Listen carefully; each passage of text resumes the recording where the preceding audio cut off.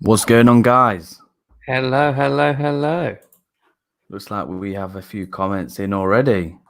So who have we got in? People are on it. How are we all?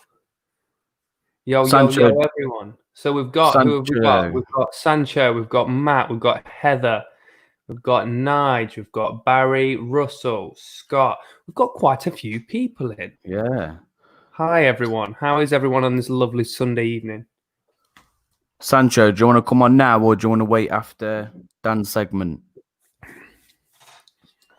So what we've got happening is we've got Dan that's going to be blind testing some of Barry's samples, which are going to be good and bad. So yeah, so Dan doesn't know which ones are which, so that's going to be very interesting. And then we've got a few movie topics that we want to go over. We've got a few people that are going to join us as well. So yeah, we should be in for a good night. So what we're going to start with first is get a few heads in, and then we're going to get cracking straight away with Dan blind testing some of Barry from Centralize's fragrances. So yeah, that's going to be really, really good. Really looking forward to this one. And what have you been wearing this week? Me, I've been two main things really. Let me get this out of the way a second. Let me just put that there. It was one of my newest.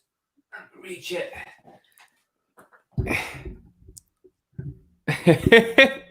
I just saw the comment from Alex.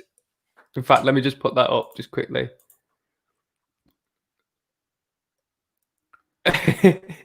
Maybe a bit later. Wentworth. Yeah, we'll go into prison break later just for you, Alex. So one of my newest purchases is from Zara. I don't know, Vibrant Leather Summer. Okay. This really, really nice. I managed to get it it's 120 mil. I actually managed to get it for a tenner in their sale, which is really, really nice. And it's Dior Homme Cologne. So it's really citrusy, lemony, orangey. It's really, really nice. So I've been wearing that quite a lot this week, actually, just to kind of get a good wearing out of it to see how it lasts. And it's a beaut. It's an absolute beaut. Main one I've been wearing this week is the Perfume Parlors version of Gypsy Water from Byredo. Ooh, yeah. So I got Dan to test that today. It's a very nice vanilla. What you've got with the Byredo is, I feel personally, the performance isn't that great. And that vanilla that I like disappears, whereas Perfume Parlor, you get hit with that straight away and it stays with that. So yeah. Cool. So we've got about 13 people in now. So yeah, we'll just give it another minute or so and then we'll get cracking. The only other thing that I've been wearing is because I actually can't get enough of it. It's in the evening more than anything. This bad boy. It's very nice. Zara Wanted by Night. Ah, it's so good. Luke's not happy that we've switched sides.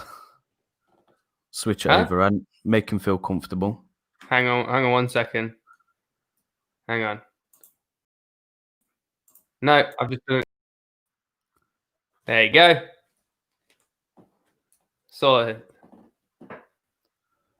Sancho and that, what we'll do is we'll introduce Dan, get him in, and then we'll get you guys in if you want to. Right, so Dan, are you ready? Okay, here we go. He's coming in.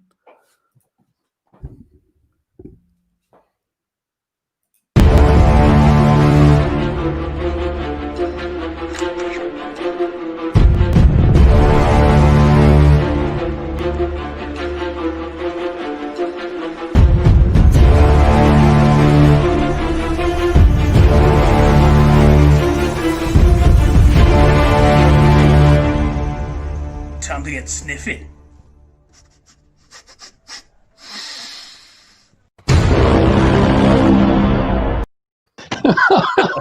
It worked so well. Love it. Love it. So Brilliant. Get the sunglasses on for effect as well. good. Cool. So, just to give you guys some context of what we're doing. So, Dan has got 12 samples from Barry. These are good and bad. Dan doesn't know what they are. They are numbered. I'm going to show you guys what they are. And Dan is going to spray them, test them, and he's going to describe a movie that he feels that scent relates to. So He's going to try. yeah, we'll see how this goes. Cool. Let's get some of the other guys in if they want to come in. One sec. I'm going to take the sunglasses off, but I want take them everybody off. to be prepared that I was out in the sun today at Nick's. And being ginger, the sun loves me. So Both of us got sunburn. a bit patchy. Right on the face. Check this bad boy out for anyone out there. Look at this. Ooh. It's like one of them softy sweets. Got a very similar sunburn on my legs when I went to Goose's a couple of years ago. You remember the pictures from that? I looked like a what was Absolutely called drumsticks, horrendous. drumstick lollipop. That was it. That was what I was thinking. Drumsticks. Hi Jim. Hi Matt.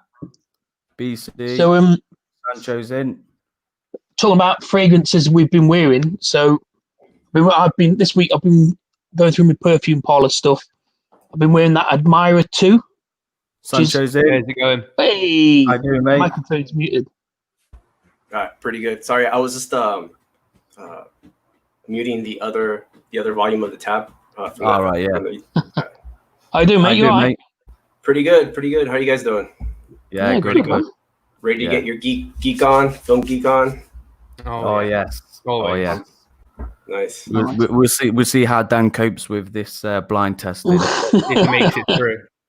Yeah. I might be throwing up. Anyway, I've been wearing Admira 2, that was the John Paul Gaultier Le Beau. Oh yeah. Mm. Yeah. Yeah, really like it. So I've had that on most days this week. How's the coconut in it? You said you didn't like the coconut stuff. Yeah, it's all right, man. It's not too bad. What's up, Caboose? Caboose. What's happening? How we doing? I'm cool, man. How are you? Yeah, good. Thanks, mate. What's happening, Nice Anthony? to have you Dan? on. I've been watching this for the past few weeks. Dan, you swear a lot. Probably- I do. It's just pent up anger. I got two little kids. I can't take it out on them, so this is my outlet. you wait till Sunday. I wish it was true. I don't wait. It just comes out all the time. Cool. Right. Shall we crack on with blind testing, Dan? Yeah, let's go. So Barry, thank you very much. Received this parcel in the post this week. It arrived quite early in the week, but I promised I wouldn't open it purely because I didn't want anyone to think that I'd had a little test of any of them. So it's still sealed. I asked Barry to sign his signature over the seal, but unfortunately he'd already sent it out. So Let me just get Here BC we in go. one sec. BC, thanks BC, for joining how's us, it going, mate. everybody's coming in, everyone. Yeah. So, as Nick's explained, Barry's actually sent him a list of what these scents are. I've got no idea. I was saying to Nick, I imagine there's going to be a lot of tobacco ones because Barry kept mentioning he got tobacco, and I don't like it. So here we go. Oh, hello. That's what it comes in a little baggie, one of Barry's Oh, no. drug bags. So if you reel off the first number, Dan, I'll whack it up on the screen and give it a Right. test. Let us What know you, what you want me to look away from the screen, don't you? When you you're Yeah, going to yeah. have to look away from the screen. Right, mate. so the first one is number 12. Right. Okay. So what I want you to do in number 12, Go on. Take it easy. I'd No, like he's I'd like you to spray number 12 on. Spray it straight on? away. Yeah. On my yeah. body? Straight away. Yeah. On your wrist, number 12. Is it wise to do this one straight away? Oh, Yeah, my, yeah, does it? do it. No one's sniffing me. 2 squirts. Off. Fuck right off. You dickheads. Oh, Nick, you prick. So can you guess? Oh what my god. Secretions Shit. Magnifique. That's horrible. This one is Oh, fuck. Sombra. So this has got notes of jasmine, mold, mud, animal accord, pus, sweat. Puss. Yeah, Fuck. yeah, some right dirty ones. Ugh. Oh my god. So what movie? So what movie does that remind you of? Fucking hell, man. I keep going back as well. It's like when you scratch your belly button and you can't help but sniff sometimes. You've all fucking done it. You've all done it. Oh, that is rancid, man. What movie does it remind you of? Fucking, I don't know, Night of the Living Dead? Swamp Thing. Jesus, that is... No, I'll tell you what. Oh, fuck, that's so bad. That makes me think of a Western where a body's being buried in an open hole. That is gross. Have any of you What's guys it- tried this one? The hell would you get me to do that on my skin for? Why would anyone want to try it if it's got a pus accord in it? Oh. Right, go on, Dan. Next one. Well, let me get over the fucking headache this has given me. What about Wipe the it Fly? off. Wipe it off Fly onto is a my... nasty movie. Oh. Luke, pus sweat accord is my favourite underground rap group. Can we find out why Barry fucking bought this? I think it was just for you, Dan, to test on here. I think anyway. Lunatic. We will see what Barry says anyway. Oh, Next there might one. be a theme going on here. Number on then. 11. Can't see it, can you? Yeah, spray Number that one 11. on the other wrist, please. No. Yes, please. You got to. Have you put it up? Yeah. Right. Fuck. Oh, I'm not looking forward to this now. 2 squirts again. Why not? Go on then. Oh, fuck off. Barry. Oh, it smells like a wet dog. I've heard that about this before. Have you taken your dog out, Barry, and squeezed its titty nipples? That's so bad. So this one's got Oh, blood, coconut, milk, sandalwood, salts, seaweed. Yeah, it's got a bit of a mix. it's not as bad as the first one. But, yeah. Oh, God. What movie would that remind you of? I'm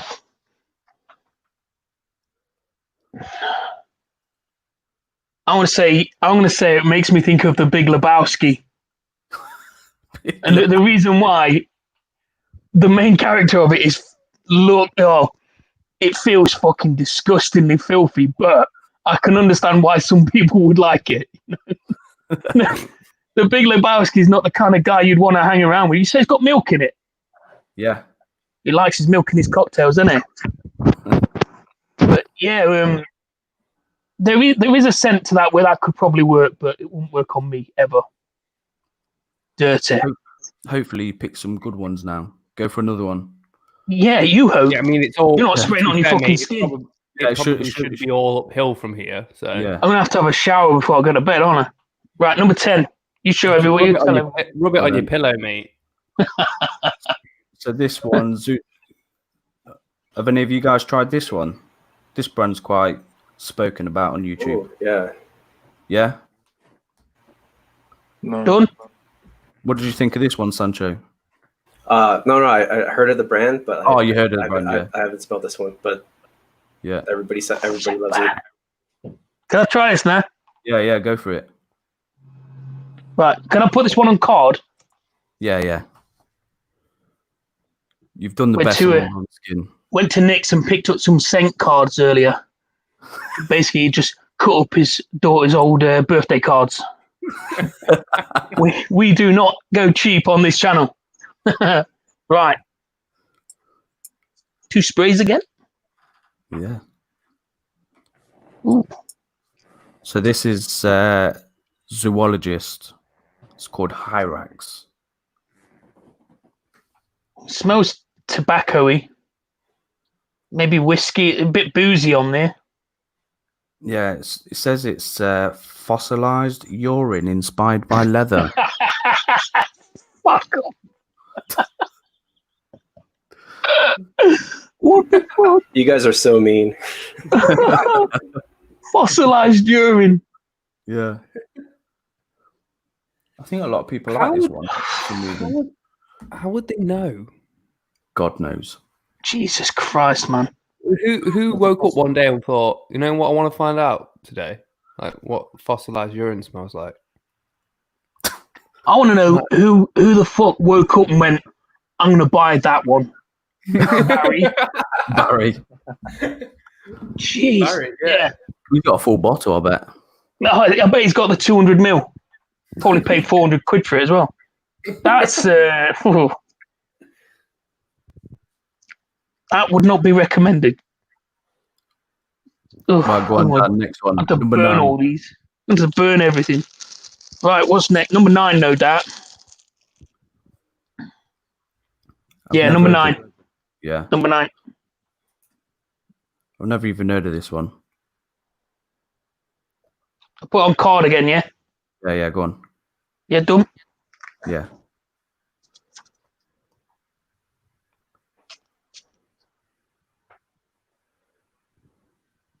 Ooh. That's got violet in it straight away. Yeah. So I think this one is a poison ivy. I think it might be a clone.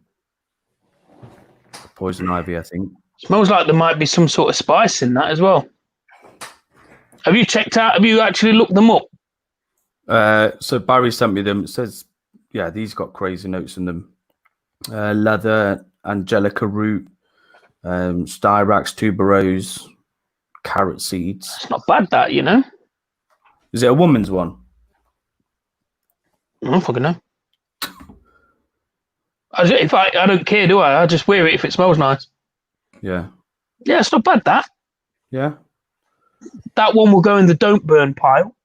Okay. It's the only one so far. Go for number 8. Number 8.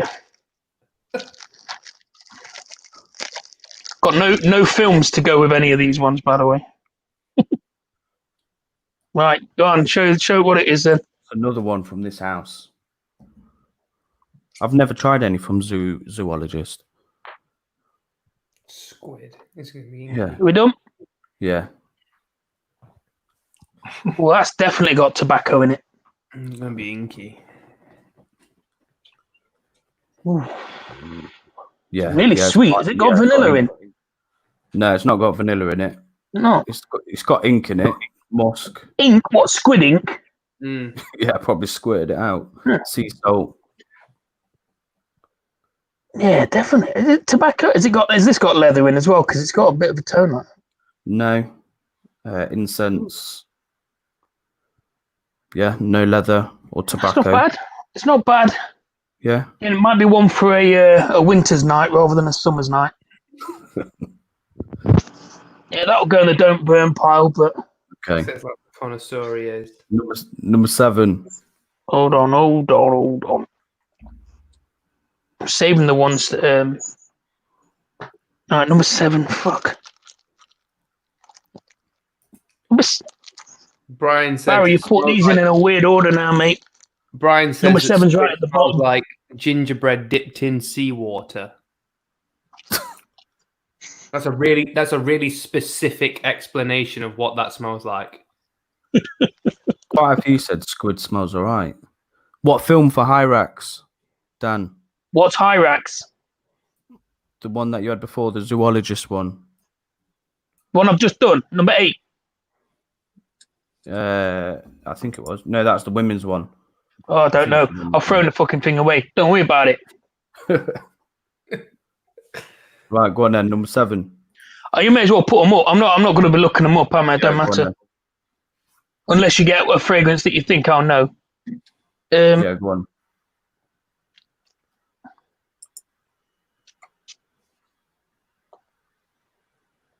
Oh, fucking hell. Jesus Christ. Fuck. That's really boozy, that is. Is it? Is So this, this one. Barry, this was one, this you coming home from the pub today? Jeez. So this was ginger. Hold on a minute. Is that Brute? It's not Smells Brute. like Brute. No, it's this one on here. Oh, Jardin. It's called Orlando. Is that brute? Never even heard of this one either. not bad. He sent some right crazy name ones. I'm telling you what, I'll tell you what, that smells like Brute. Was it? Find out how much this stuff costs. Don't buy it. Buy Brute. Very boozy though. Ooh. Right, number 6. Can I take a minute to just like gather my senses? Please? Yeah. I'm fucking feeling woozy here. Boys, we've got lots of topics on movies coming up after we've done this. Number 6. Yeah.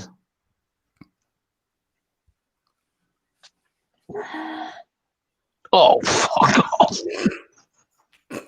Oh, What's that smell of? an uncle you never want to see again.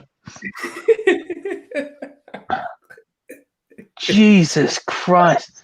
That's like got So, tobacco, licorice, sweat. yeah, this has got Incest. tobacco in it.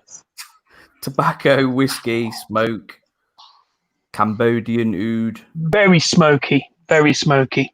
Yeah. Oh, It man. says gunpowder and opium. He's putting Sounds like a Opium? night. Yeah. Oh, I'll leave it wafting for a bit then. Opium, eh? Yeah. Fingers Wow. will start going numb in a minute, mate. That is really smoky. Jesus. The fuck would wear that? Why would you wear that? What film would go with that? Maybe a villain. Smell it again. Yeah, probably a villain, yeah. Gunpowder and opium. Oh, fuck off. I can't even tell you. Man. Burning Man. Just do that. The Wicker Man. Wicker Man. Give me a headache. Right, number Right, so 5. what are we on? 5? Yeah. What's sake? I think they're going to more popular ones after this. What's number 5? This one on the screen. Gree. Gree. Yeah, Yukio. Oh, fuck. No fucking way. No way. Oh, God, that smells like sweaty socks. So this is down as burned rice and tea. Burned rice and tea? Yeah. No way. Someone's wrong there. That's Yeah. vile. It does sound right. That is vile. I can't wait for you to try these. Oh, my God. What would the film be for that one? Philadelphia. Because I'd rather have fucking AIDS than wear that. That's disgusting. Jesus Christ. Oh, shit. Oh my God. Hey, Barry, have you ever worn these out? What the fuck? Date night fragrance for Barry. This is Huh? date night fragrance. This is for Barry. Jesus Christ. He's married, right? Yeah, I think so. Not if he wore that. Fuck, that's disgusting. Right, what's next? Number 4. Number 4. Yeah. Oh, fucking hell. Woo! Chocolate. That's got chocolate now. Yeah, it's got chocolate. Yeah. And coconut. This one's got milk chocolate in it. Oh, fucking hell. Oh. Oh. That's not bad, actually, you know. Is it all right? Yeah. Yeah. I won't wear it. People will just be thinking I've been munching all day. What film would that Fat be? Man fragrance, that. That'd be real. I'd put that as a Christmassy film. When you Yeah. sit at home just eating Die fucking Hard. selection box after selection box. Die Hard, yeah. No, something like maybe Home Alone or something. How does that compare to Chocolate Greedy? I don't know if you ever smelled it by Matsura. No. Unless it's come as a freebie, I've never tried them, mate. Unless Nick's had it. That Dan's not a big. He's not into fragrances, so This is why we're punishing him. yeah, that's why we're punishing him. Oh, Like, gosh. Right, number 3. Number 3. That killed me off. I know this one. Yeah. Chanel Blue. Yep. Yeah. Oh, you put it up. Yeah, straight away. Yeah, so lemon and grapefruit straight away on that. Do you like this one? Do. I think I got a bit. I got a whiff of that one on my wrist then. Oh, so bad. I like the EDP So one. It's nice. Oh, yeah, I like. So I got the perfect film for Bleu de Chanel, Yeah. and it'd be Little Miss Sunshine. Right, it's got a really good real feel good vibe to it. You like the smell? Gets a little bit upsetting. Spoiler alert: the granddad dies. Bit upsetting. That's the pepper note that comes through. I don't like pepper, but I know that this has got sandalwood in it, so makes me gives me a happy ending. Not like that, dirty bastards. But if you've seen Little Miss Sunshine, you know at the end of Little Miss Sunshine there's a dance and it's fucking brilliant. Right, number 2. Really like Bleu. Do not burn. Numero dos. See if I can get some cardboard for this.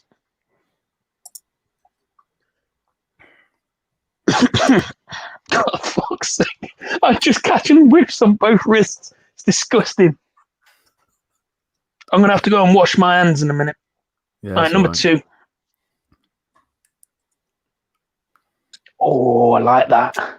Yeah. I've not tried Who's this this? one. Carolina Herrera. Yeah. This is nice. Bad boy. I'm going to... fucking every time I go near my wrist. I'll do it at a distance. Oh, yeah, that's really nice, Nick.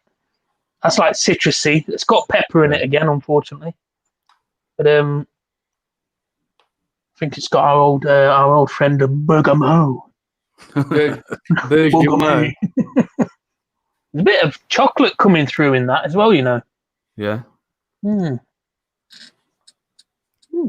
So what would you go with that one? Oh, excuse me. Sorry, everyone.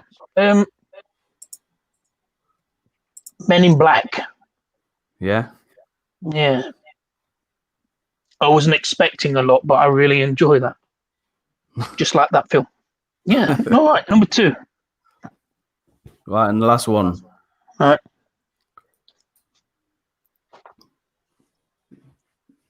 Last.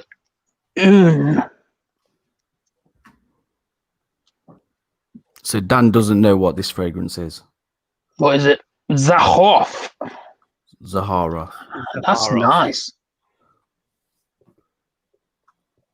There you go. Sancho's got it up on the screen. Oh, That's it. yeah. That's Nice really bottle cool. as well. Nice, this one. Amazing coloured juice. So I'm getting lavender. Again, I'm getting pepper on this one. There's I don't know, is there pear in this as well? There's definitely some sort of sandalwood. Yeah, also myrrh and frankincense. Yeah. Oh, right. Any gold? Ooh, So Christmas yeah, one. that one would remind me of the Matrix. So Yeah. that's full of action, and that would work in any situation. That would. It is Wow. nice. Oh god. Oh, what a lovely finish! after such a shit start. Right, smell each wrist now then. No, it doesn't get any better. Does your Oh. nose still work?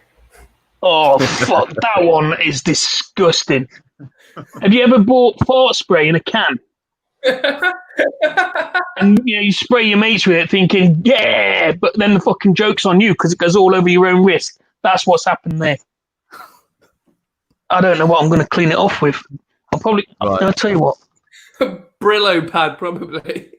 What we'll do, we'll start off with one of your topics, Sancho.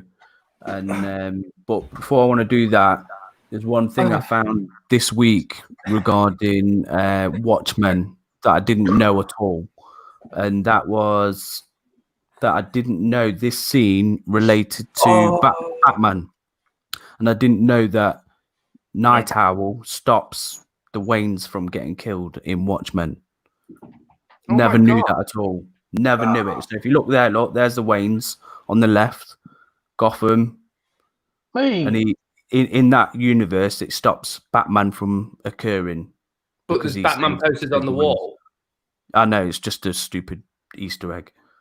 But yeah, I never knew that until this week. Dude, that's cool. Is that from the film or from the series? Yeah, that's from the film in the intro, I believe. Where it's If you haven't, Right. Listen. If you haven't seen the series, it's really, really, really good. Like I loved it. Yeah. Just going to say a massive thanks to Barry for selling those fragrances. I really enjoyed doing that. I'm going to disappear now for 2 minutes so I can proper wash my wrist because this stinks. And Barry, throw those fucking bottles in the bin, mate.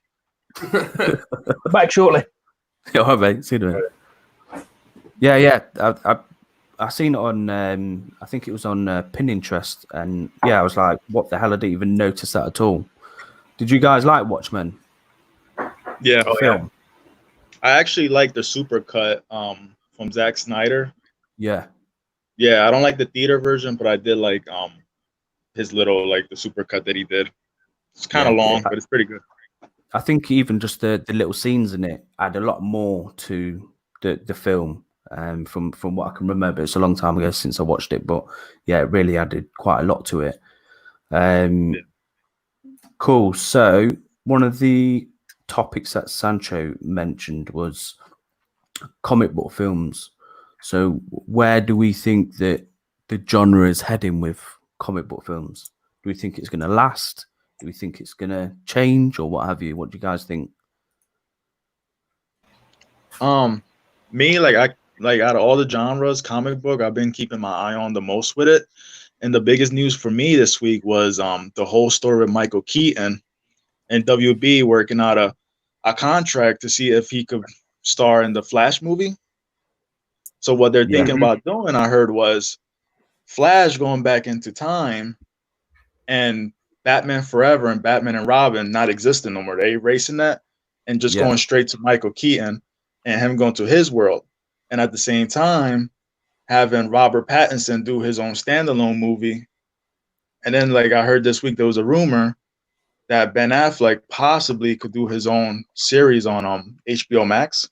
Yeah, I've seen that. I hope he does. So I think for any comic fan, it's a great time to be alive. But I think for any casual movie viewer, it might get confusing because I said this from the beginning. DC should have respected their lore and did the multiverse instead of trying to go the Marvel route. They went down the Marvel route and it just became a mess. Yeah. And you got to respect your lore. So their lore is mostly Earth 1, Earth 2, just different superheroes, stuff like that. And I think they're finally getting it a little bit. And the fact that they got that big event in August, that DC fandom, August 22nd, I think it is, that will probably be the weekend that we're probably going to get the most news with DC. So. Yeah. Caboose, what's your thoughts? I reckon they're gonna stick around. I think that modern day we don't have. Well, people, that's the most common myth that people have, the shared mythology, I should say.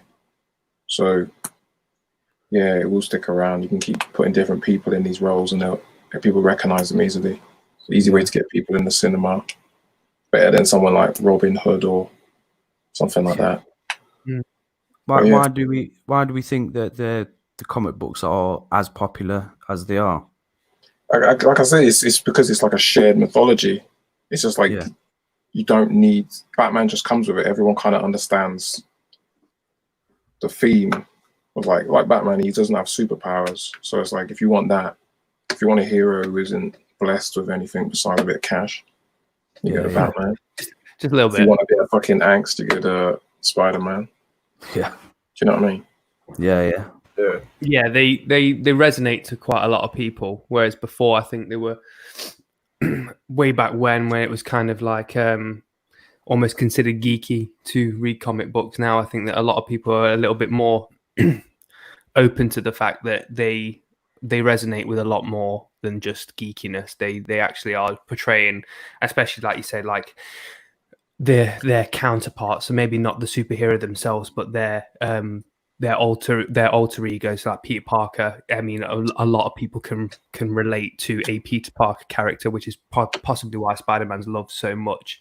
But yeah, I think it's a little bit more accepting to, well, maybe not the word accepting, but it's people are a little bit open now to kind of just get on board with the comic book side of it, rather than it just being kind of like classified as being just for geeks or people that are just like nerds or stuff like that. I suppose the geeky ones were a bit ahead of the curve, really. Yeah, I think it's just I think overall, I think comic book movies, I kind of chop and change with it a little bit. Marvel, I think, have kind of hit their peak. I mean, I would like to think that they haven't hit their peak, because I do love Marvel movies. And Endgame for me was kind of like pinnacle of what Marvel can produce. So I've struggled to think that they'll be able to kind of match anything, if not beat it. But it's an exciting time to be a DC fan. I think because of everything that's going on, especially around the Batman world, and the possibilities that they can open up with the Flash coming into it, because obviously the Flash, with Flashpoint being such a prominent kind of story arc, and the possibilities that can lead into, it's a very exciting time to be able to kind of dive into that kind of world, because there are so many, if not infinite, possibilities on what they can do with it. And I think as long as they follow a plan and they execute that plan well. I know the Flash movie has kind of been up in the air for a very long time, with a lot of changes, a lot of director changes, a lot of writer changes. But it seems now that they seem to have a focus, and they're following that focus. And I think that's what they need to do, rather than keep on chopping and changing a lot of stuff.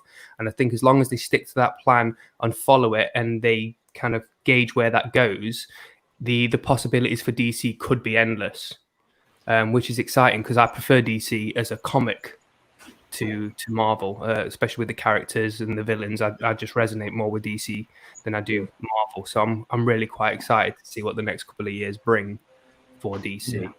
I got an answer that's going to encompass like everything. So I grew up I was born in 1980, and I grew up in the 90s, and my first comic book was actually when it was an Image comic book in 1993, when Jim Lee, like all the artists, like broke off from Marvel, and they made their own company. And so when I was like 13, 14, 15, 16 in high school, people used to like make fun of me. They're like, "Wait, what are you reading that those that little kid stuff? Why are you into comic books?" And I'm like, "Fuck you, I love this stuff."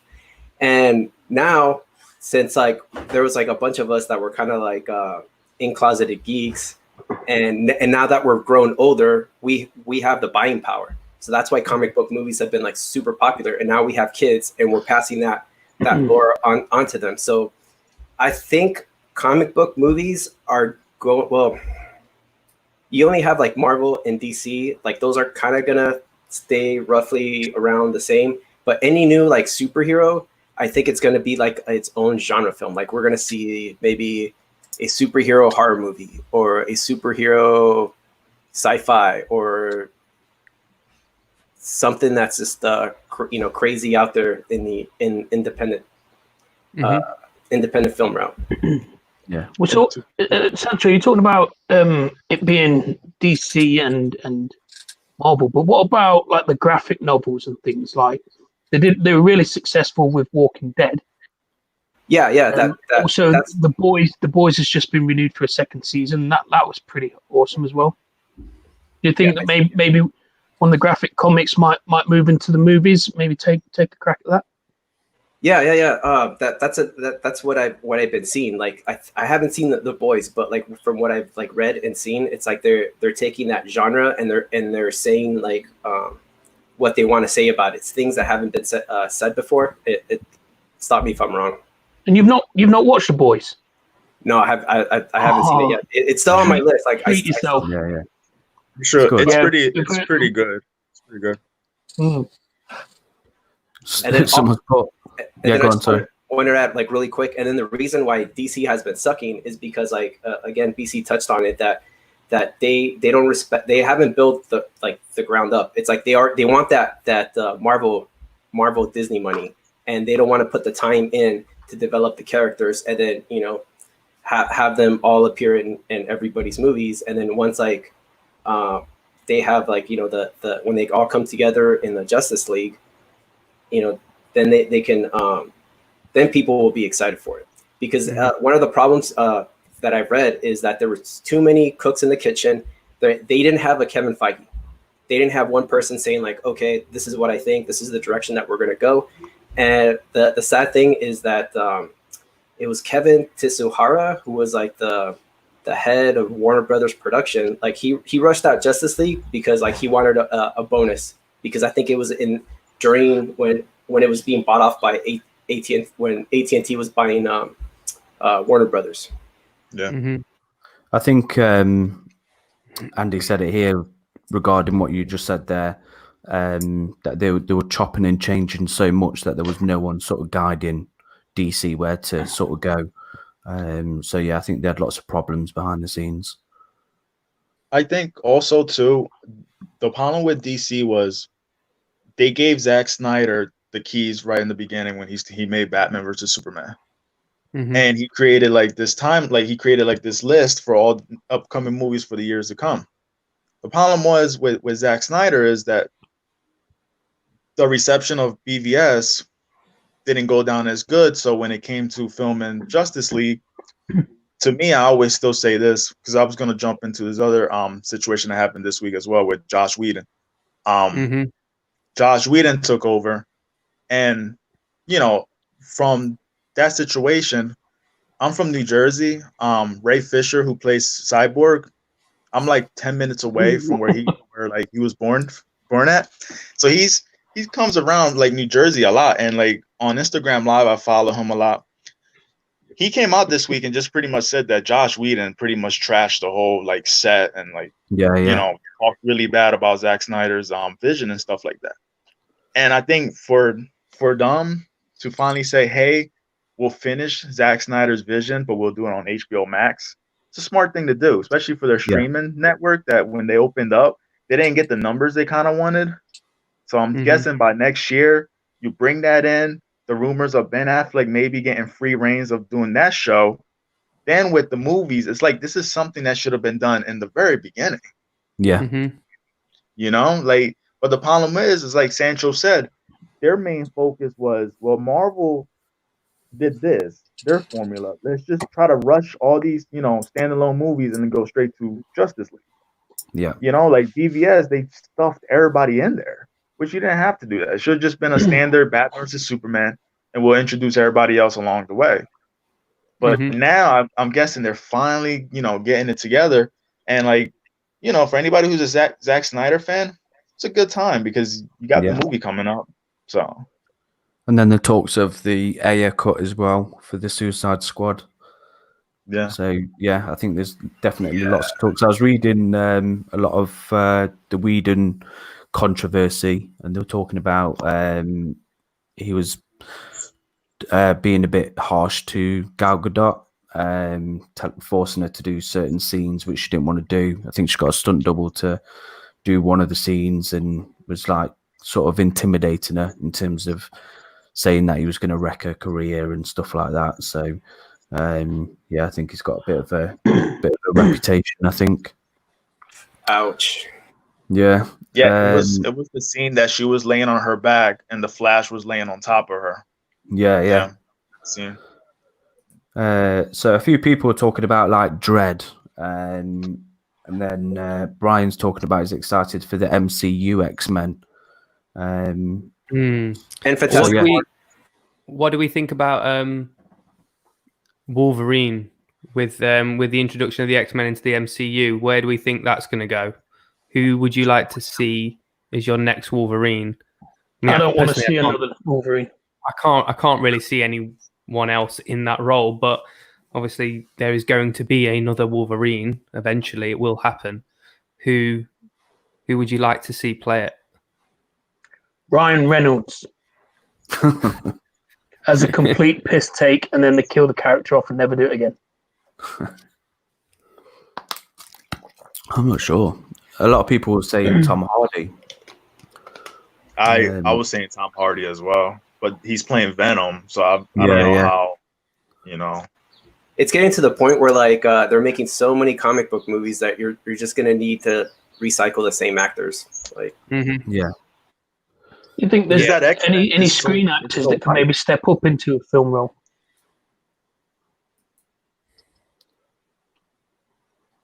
Say it again. Anyone, like the screen actors, anyone that's in like, like TV programs or any of the, someone like, and this is just a suggestion, for an example, Kit Harington, maybe stepping into it. I don't think he could do it, but anyone that's been on TV in a like a big budget program, maybe stepping into a film role like that into the Marvel universe. I think it's hard because I think you always have that initial vision of your own Wolverine. And I think Hugh Jackman's been in it that long, he's sort of ingrained. But I think you have the same with Batman. I think everyone was like, Keaton's my Batman. Until then, Bale came along and everyone was like, well, I prefer Bale now. But obviously you still get your Keaton. So I think it depends on who comes in and sort of makes it their own. I think they've got a lot to live up to, but yeah, I think we just have to see what they do with it, really. Cool. So should we go on to another topic which we were discussing? BC and Caboose, have a think about this one because we've got some posters and stuff ready for this. Think of a film which is your sort of most underrated film. So what I'll do, I'll start with mine, and mine is The Butterfly Effect with Ashton Kutcher. So this is a sci-fi film, and yeah, if you think of Ashton Kutcher, you think, oh yeah, it's gonna be pants. It's a rubbish comedy, but I really enjoyed this one, especially the director's cut because the ending is totally different to the theatrical. Yeah, and I don't know, I just really enjoyed the overall how they did the sci-fi elements and bit of the time travel and stuff like that. It was very different to what other films had did. So yeah, I'd probably say that's my most underrated film. Caboose, have you got one? I can't think most, but a film most. A film I thought was good and I rewatched it this week was Focus with Will Smith and Margot Robbie. Oh yeah. I really like the film. The first half is really good. The second half is a bit weaker, but I was like, I think it's a good movie. Like, no one's ever watched it though. Do you know what I mean? No, Yeah. I haven't seen Focus. Is this the one where they try and do a big scam? Yeah, it's about like a con artist, but it's like that's what I mean. It's like no one's seen it. It's not that great of a movie, but it's worth a watch, I reckon. Yeah, I quite enjoyed Focus. To be fair, like it was, I think, like you said, it's one of those that flies under the radar because it's. I suppose when you at the time it was like Will Smith and Margot Robbie. A lot of the talk about Will Smith and Margot Robbie was about Suicide Squad, and it has been for a long time. But when you hear Will Smith and Margot Robbie, you don't necessarily think of Focus. And I think it's probably because they were in a bigger movie together. But I quite enjoyed it. Mm. BC, what have you got a most underrated film? Wow. I'm gonna dig one back from my teenage years. It's called Romeo Must Die with Jet Li Oh yes. Ooh. and Aaliyah, rest in peace. I think Yeah. she did a great job in that movie. Yeah. Nothing spectacular or anything, to talk about, but it's just a movie where you can actually sit through it and actually enjoy it. It's a nice little popcorn flick. That was the first Jet Li film I ever saw, other than him being in Lethal Weapon. When I bought my first DVD player as part of a set with TV, VCR, DVD, and that film came with it as part of 3 DVDs I got. I was unsure about it because again I just saw Aaliyah and I'm like, another singer trying to be an actor. But yeah, you're right. She did a really good job in that. Yeah. But yeah, it introduced me to Jet Li, and I just started watching everything with him in. Then I was collecting all of his films and even his older stuff. So it's really good. Great film. Completely change forgot my about answer. Lethal Weapon I'm 4. gonna Do you mind if I change my answer quick? Yeah, go for it. I feel stupid I didn't mention. I always bang on about these films. 2 films. The Fifth Element, I'd say, is better than Star Wars. Okay, and secondly, Vision Quest, which is better than the Karate Kid. So yeah, Never heard of Vision Quest. that's what I mean. That film is hard. It's like wrestling, but instead of karate. I love Fifth Element's really good choice. I went to the cinema to see Fifth Element. Really enjoyed that. I think I went on.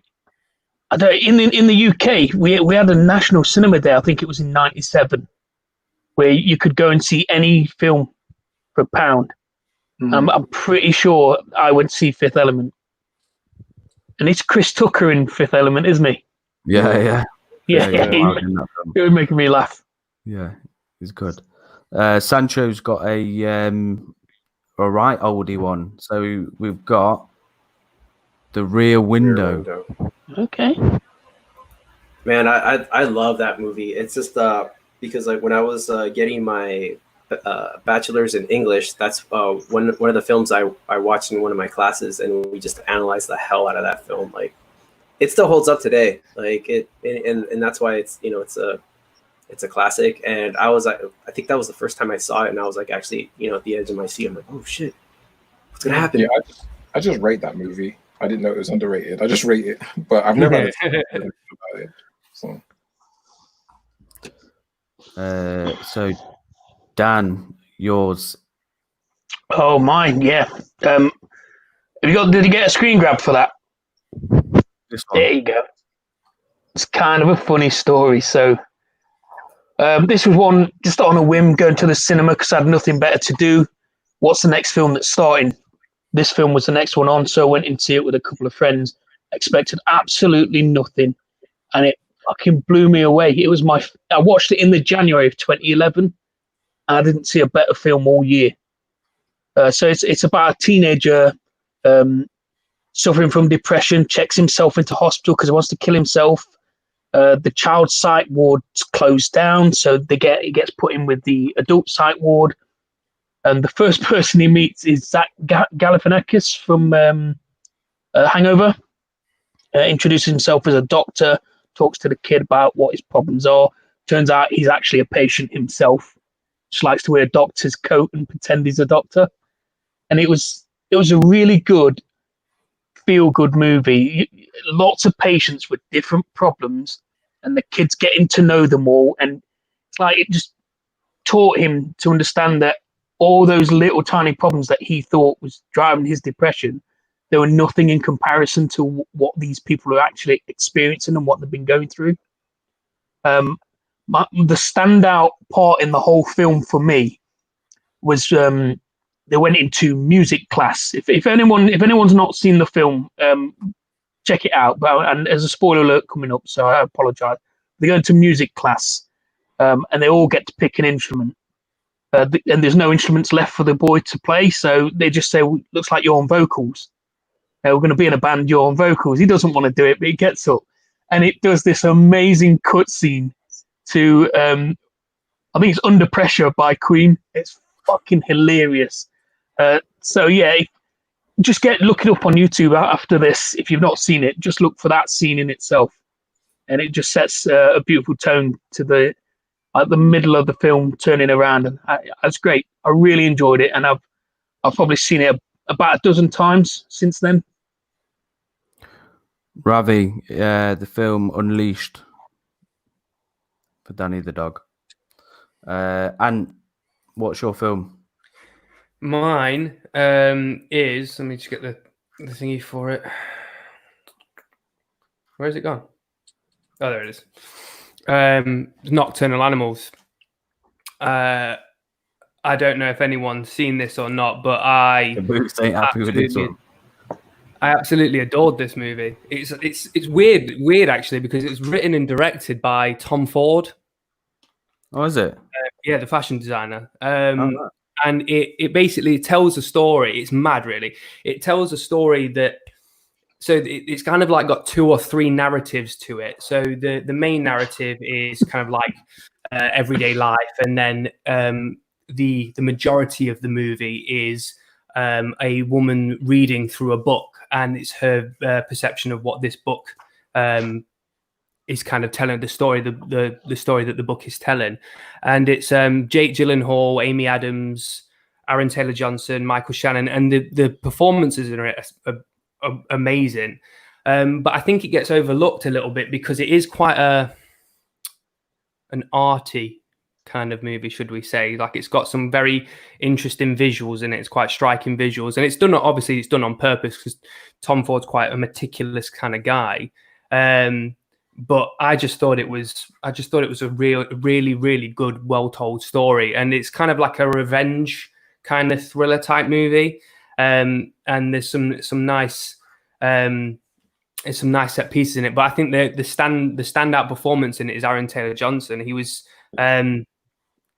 actually really, really unsettling in the movie. Like, when you're watching him, he plays this really horrible kind of hick type character, and he is just repulsive. But it's to the point where, like, I don't like watching him.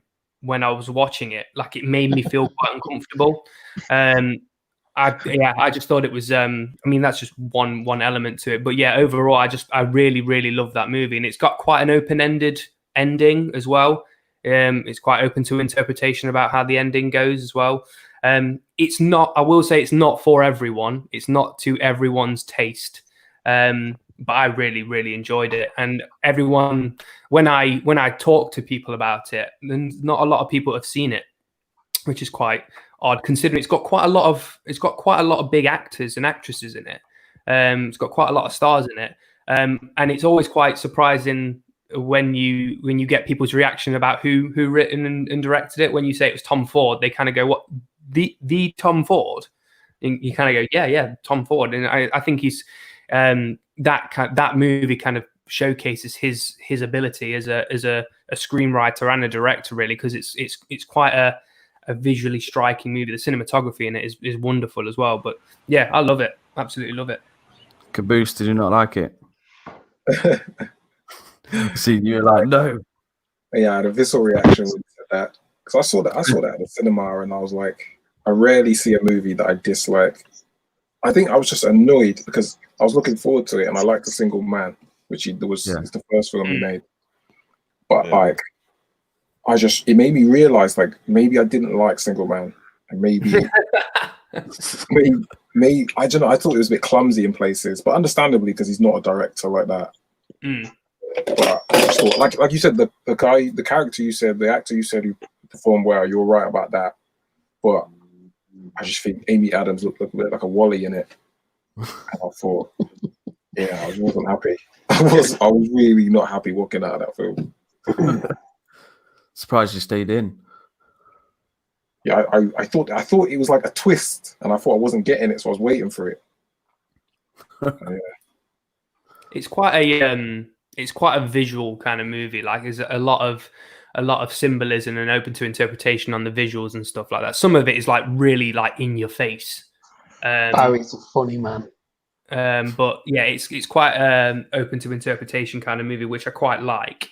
And there's a lot of visual symbolism in it as well, which is it's quite interesting. But when you kind of stop and think about kind of like how Tom Ford is and what he's all about, it makes sense that he kind of leads on his visualization of things like that. With him being a fashion designer, everything's about what things look like.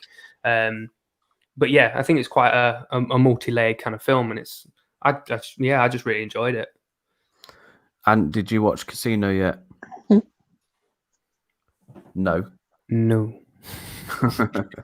No, I still haven't seen it. I know it's quite shocking. It's still quite shocking. I do. Nick sent me a link to it, so I will be watching it. I promise, hand on heart, I'll be watching it this week. Oh, it's a treat, man. You'll enjoy it. You'll like it. Cool. Next topic. So BC and Caboose, think of your most favorite thriller for a film.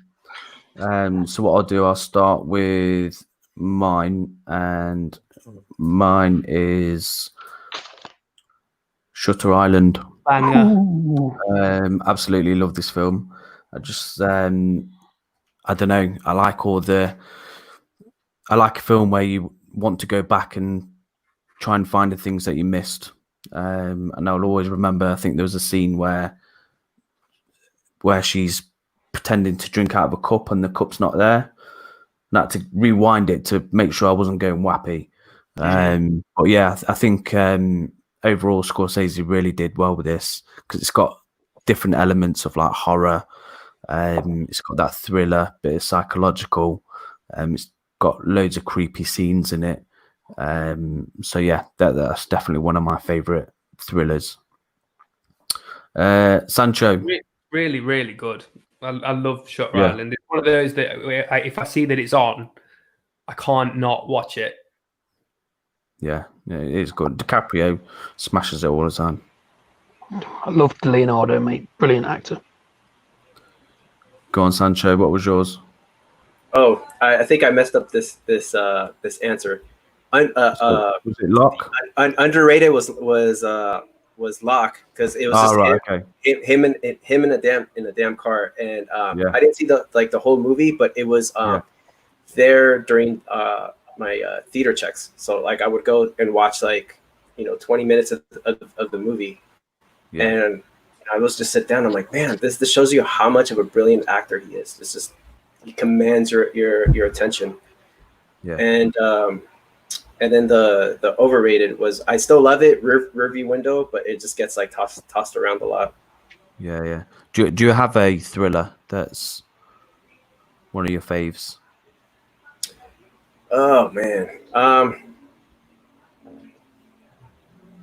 the one that pops into my head is maybe thriller action is in Inception. Again, like I don't care if it's like overrated. To me, it spoke to me. I saw that 5 times in the damn theater.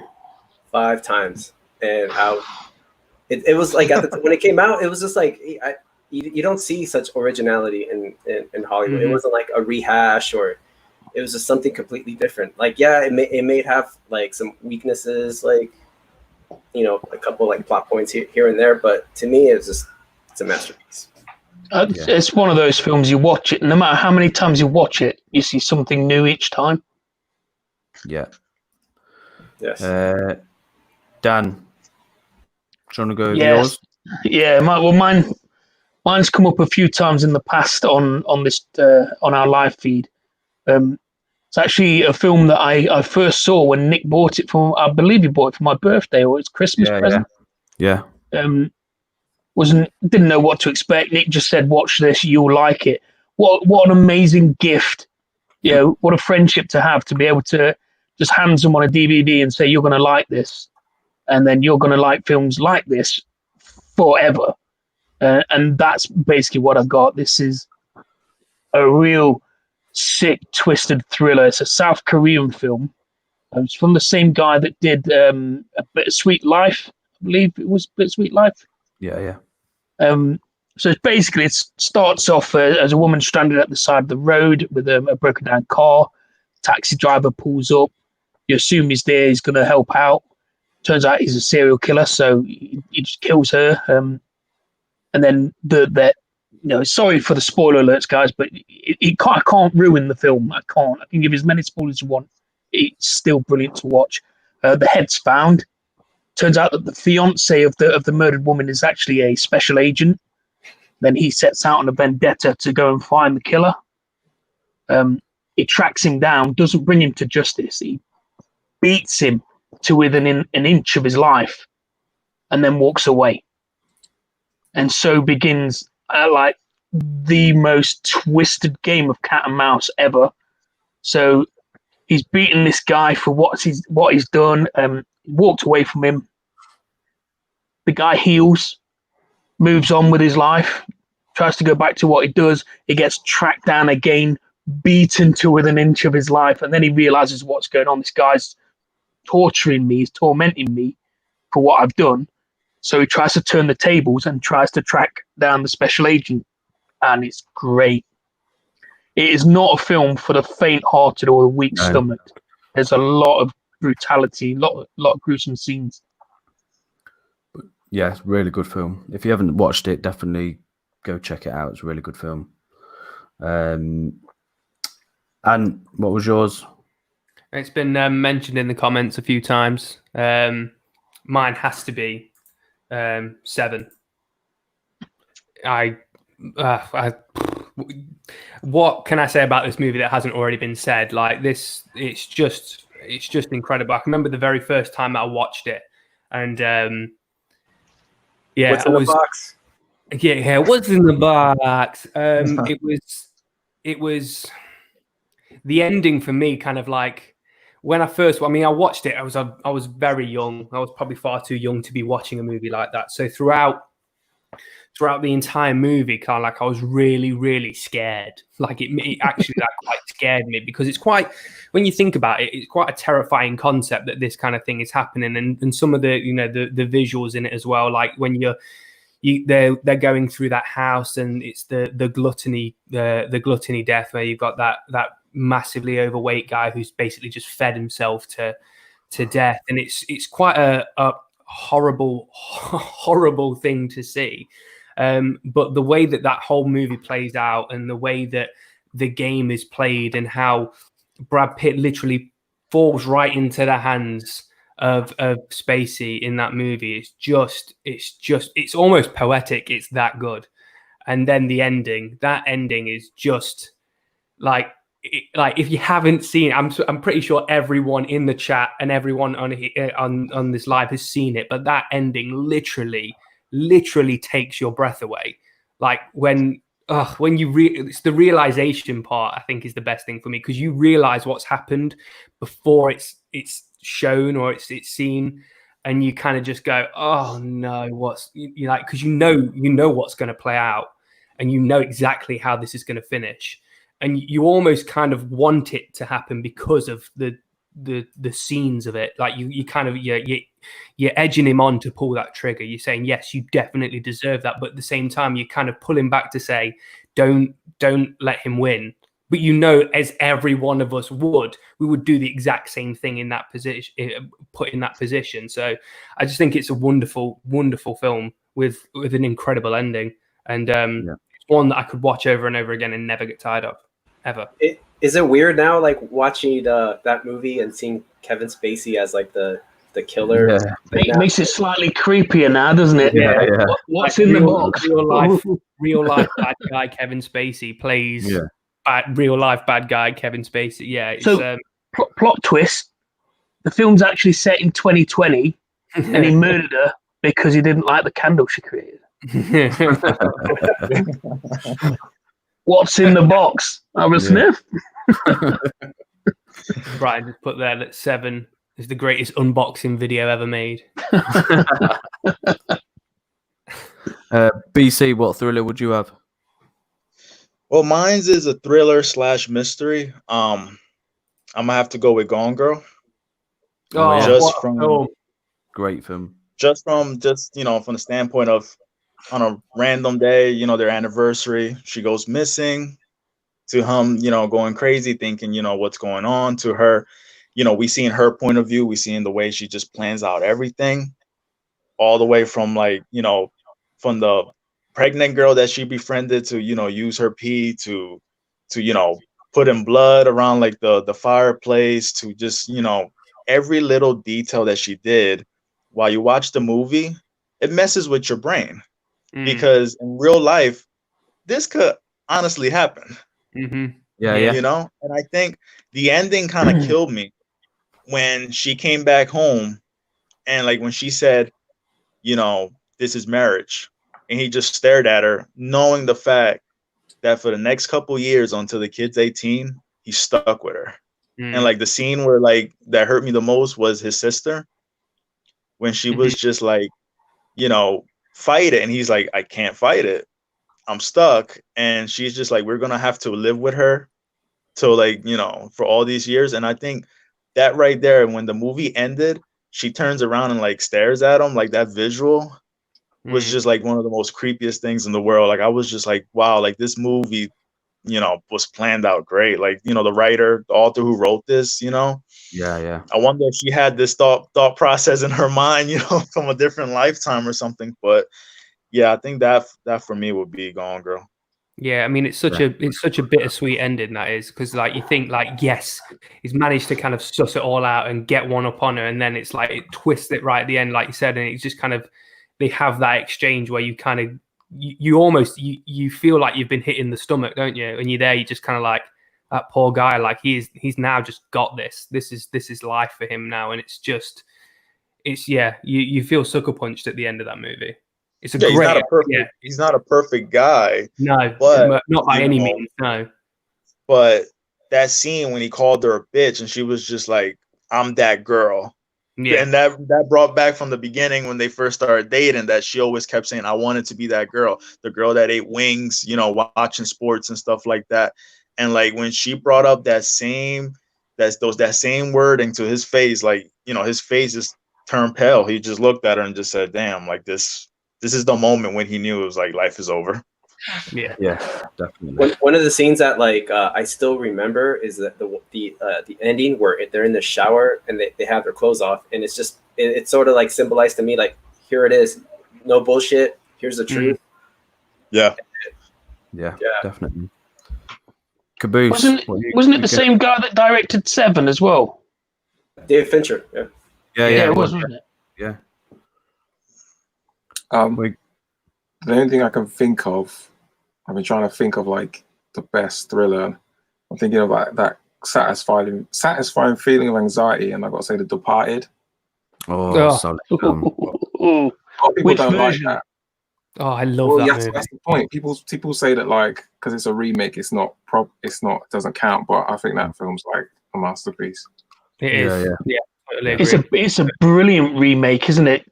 Yeah. Really good remake. You don't get that very often, so that's a really good choice. I get it often where someone, they pretty much pick it up. I don't know if it's screen for screen, or not, but it's you could watch both versions back to back and enjoy them both. Is The Departed a remake of Infernal Affairs or something else? Yeah. That's exactly what it is. Yeah. Because I try watching Infernal Affairs and I just got bored. It's definitely not. It's not shot for shot remake. It's definitely not. Yeah, Departed is. I think just with the cast alone, I think how they managed to sort of give everyone time to get their character out was absolutely awesome. I love Mark Wahlberg. I think it's probably my favorite Mark Wahlberg film. Yeah, he's played a very interesting character in that movie. Yeah. Oh no. What's that one? I Heart Huckabees. It was great. I just thought of one, just Caboose, as you were saying there, like Satisfying Anxiety. I don't know if anyone's seen it. It's a recent one, Adam Sandler's Uncut Gems. I was deciding between the two of them. My brilliant film. God, like talk about anxiety. Like I felt like the entire way through, like I felt like I just wanted to just like pull at my clothes every time, like I couldn't breathe. And it's intentionally done like that. Like I don't think there is a scene where there's like less than 2 or 3 people talking over each other all at once, and you're scrambling to try and listen to what's going on. And I think it's wonderfully done. It's really, really well done, and Adam Sandler is incredible in it. I wanted to hit him throughout the film. Yeah, I wasn't expecting the ending. Someone to shut him up. Yeah, but that's the point, though, isn't it? Like everyone Yeah. is just scrambling just to try and get their words out, and you're just there, like, oh my god, just someone just shut up, please, just shut up. Yeah. But it's masterfully done, and I thought the ending of Adam Sandler, I was just not expecting that to come out of that movie, and I was really pleasantly surprised with that. I thought With that the ending was similar to Departed. Yeah. With that movie, the directors, they made a film before with Robert Pattinson, and it's like it's not the same story or anything, but the same rhythms and the same anxiety. It's the same. It's like that's their thing. But they put Adam Sandler in it, and everyone saw it this time. So was that like, Good Time? Yeah, Good Time. And like Yeah, what I really would say is like I think I said it to Sancho before. It's like Alfred Hitchcock on drugs. It's like Hitchcock, but just like it's unbearable after a while. That's why I didn't pick it, because it's like it's actually like Yeah, I mean, it was a good job, and I said this to someone at the time. It was a good job that that this was on Netflix, because I got the chance to pause it just to kind of catch my breath. It was like 3/4 of the way through, and it was just like I need a break from it just for 5 minutes or so, where I go get a drink or something, because it's too much. But obviously, it's like you said, it's done like that on purpose. But yeah, my God, talk about anxiety inducing. Yeah, that is. If you suffer with anxiety issues, like if you it's you can't watch that unless you're willing to put yourself through a bit of hell, because it is very, very anxiety inducing. Well, let's have a look at some of the... Yeah, go on. Sorry. No, I just wanted to add that, man. I wish I would have. Adam Sandler would do more independent movies. Yeah, it's great. I mean, he also Punch Drunk Love. He was awesome in that too. Yeah, he was. He's had some really good ones, but the problem is he's just had a lot of the same old stuff, hasn't he? Really, and he just gets a bad rep because of the same old stuff that he puts out. Yeah, remember when Sony got hacked? There was like a little memo in that folder explaining like that Sony didn't understand why Adam Sandler movies were making them money, so that's why they just kept giving them money to make movies. Doesn't surprise me. Let's have a look at some of the comments. So we've got Barry says Old Boy is great. Yeah, the original one, not the Josh Brolin one. The Octopus Gobble. Oh, Barry. What? That's one of your special movies. So Andy says, best thing about Seven is that no one knew Spacey was actually in it. He was in no adverts. He didn't attend the premiere to protect the plot. It's also how the current Spacey releases. That's good. So Ravi, Internal Affairs, what Caboose was saying.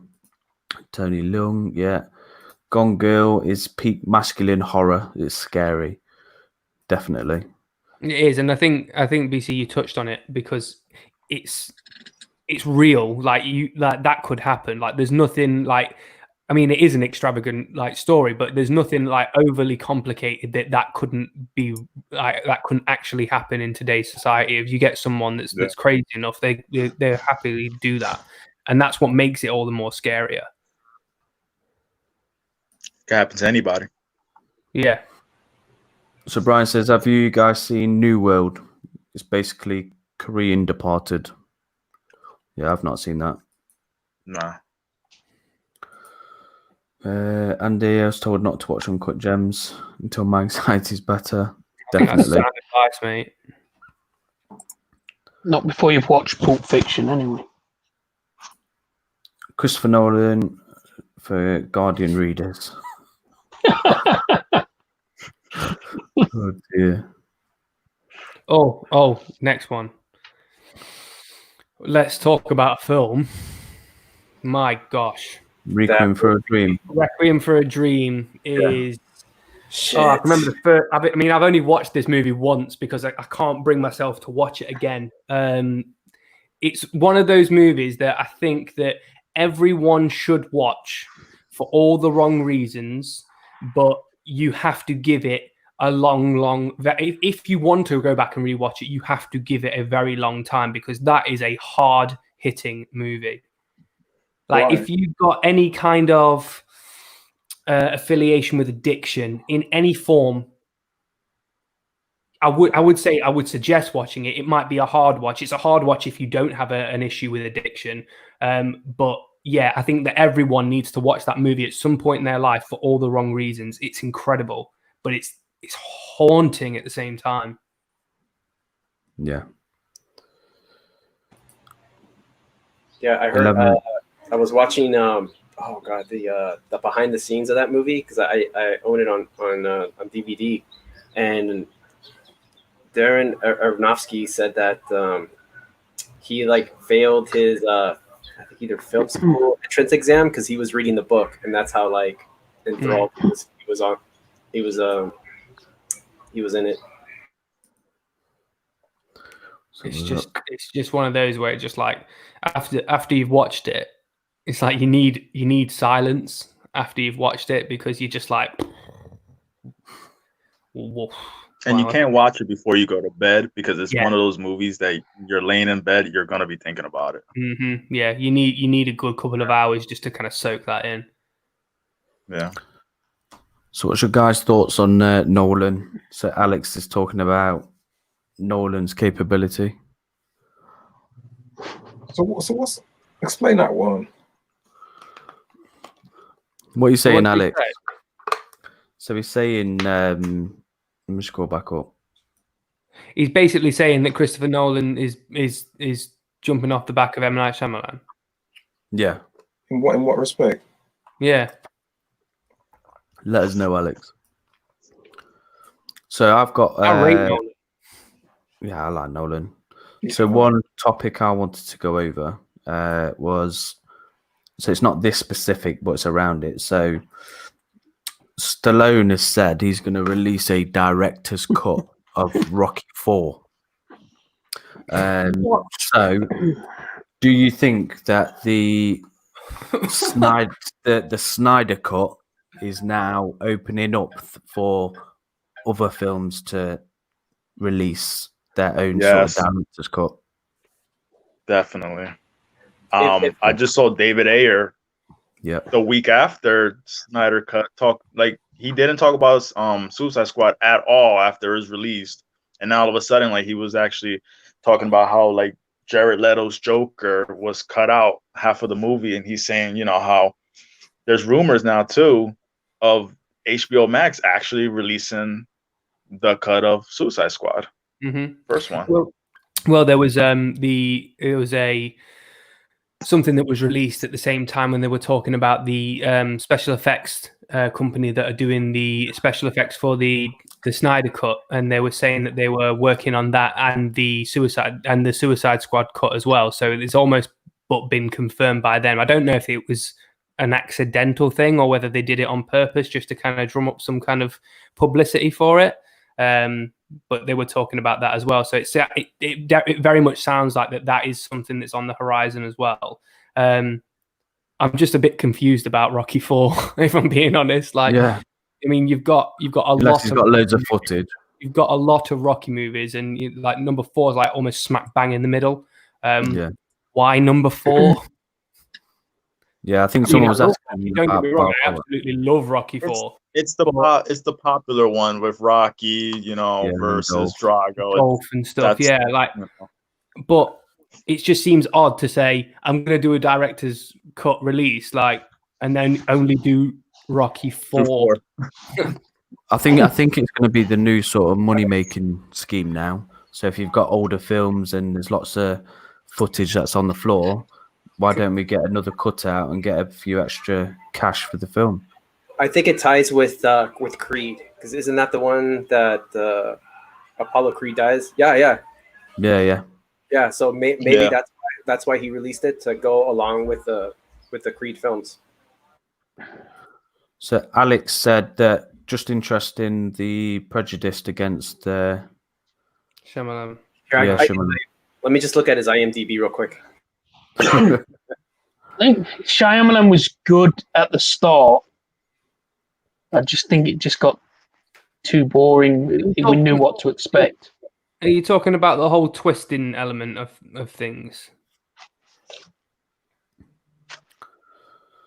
Ayers talked about his Joker not being right since the film was released, saying he had him cut down. He has always claimed Suicide Squad Suicide was Squad not his wasn't his cut. Yeah, and I read something about that as well. So Ayer was really pissed off about the fact that the editing of the movie he had literally like no say in, and it was actually farmed out to a company that edits movie trailers. And I think they also edit music videos as well, which kind of makes sense when you think about what we got from Suicide Squad. It does look like one big trailer and one big music video. But yeah, he was really annoyed that he had like literally like no say in the editing process and what was actually put in the final cut. Which I can imagine you would be pissed off, considering you put all that effort in. You, especially with the Joker thing, like everyone knows my thoughts on Jared Leto as the Joker. I think he could be a really good Joker, and the fact that they put in so much time and effort into trying to create something that then just literally just got chopped up and left out, I would be pissed off too. I would be majorly pissed off. So I can understand from the Ayer standpoint of wanting, if getting the opportunity, putting something out there that was your vision rather than what the corporate side of things deemed as good enough to put out there. I think the streaming service now is going to allow them to go a bit darker now, because it doesn't have to go into the cinema. It doesn't have to appease to younger audiences. So if they want to go darker, whack it on HBO Max. We're the ones who are watching it. We're the ones like the older geeks. You know, like if this would have been done in the 90s, like no way in hell would they release a rated R comic book movie. Yeah, I was thinking, do you guys think that releasing the Ayer cut with Jared Leto like footage could build towards, like, you know, if they do sign Ben Affleck to have his own mini-series or movie on HBO Max, to possibly maybe have Jared Leto's Joker appear? I hope so. Ben Affleck, they're always going to be connected. Yeah, I hope so. I think before Suicide Squad come out, when I was looking at all the photos and stuff like this, I thought, oh, this is the sort of Joker that you're going to see go up against Batman. He's in good physical shape. I thought we were sort of going to see a bit of toe-to-toe, but yeah, you just saw him jump on his bonnet and that was it. So yeah, I'd love to see Leto come back and go against Affleck. And see, it's just to see how it goes. Really, I really think that he needs to get his chance to kind of do the role justice. I think he got a hard rap on that one. Like everyone was slating him, saying the worst Joker ever. He was only this, that. I mean, he was only in it for like 10 minutes of the movie. Like you can't really make that much of an impression, especially for such an iconic character as the Joker, in 10 minutes when majority of your scenes don't actually make much sense because they're cut up so much. I think it was quite unfair, and I think that he could do quite a lot with it. Like you said, he is in good physical health, so if there's going to be anyone that could go toe to toe with him, you would think it would be that rendition of the Joker that we've got currently. And I think it's quite an interesting take on the Joker as well, with it being a little bit more of a gangster type business owner, as they were trying to portray him, rather than just, you know, your psychotic loony Joker.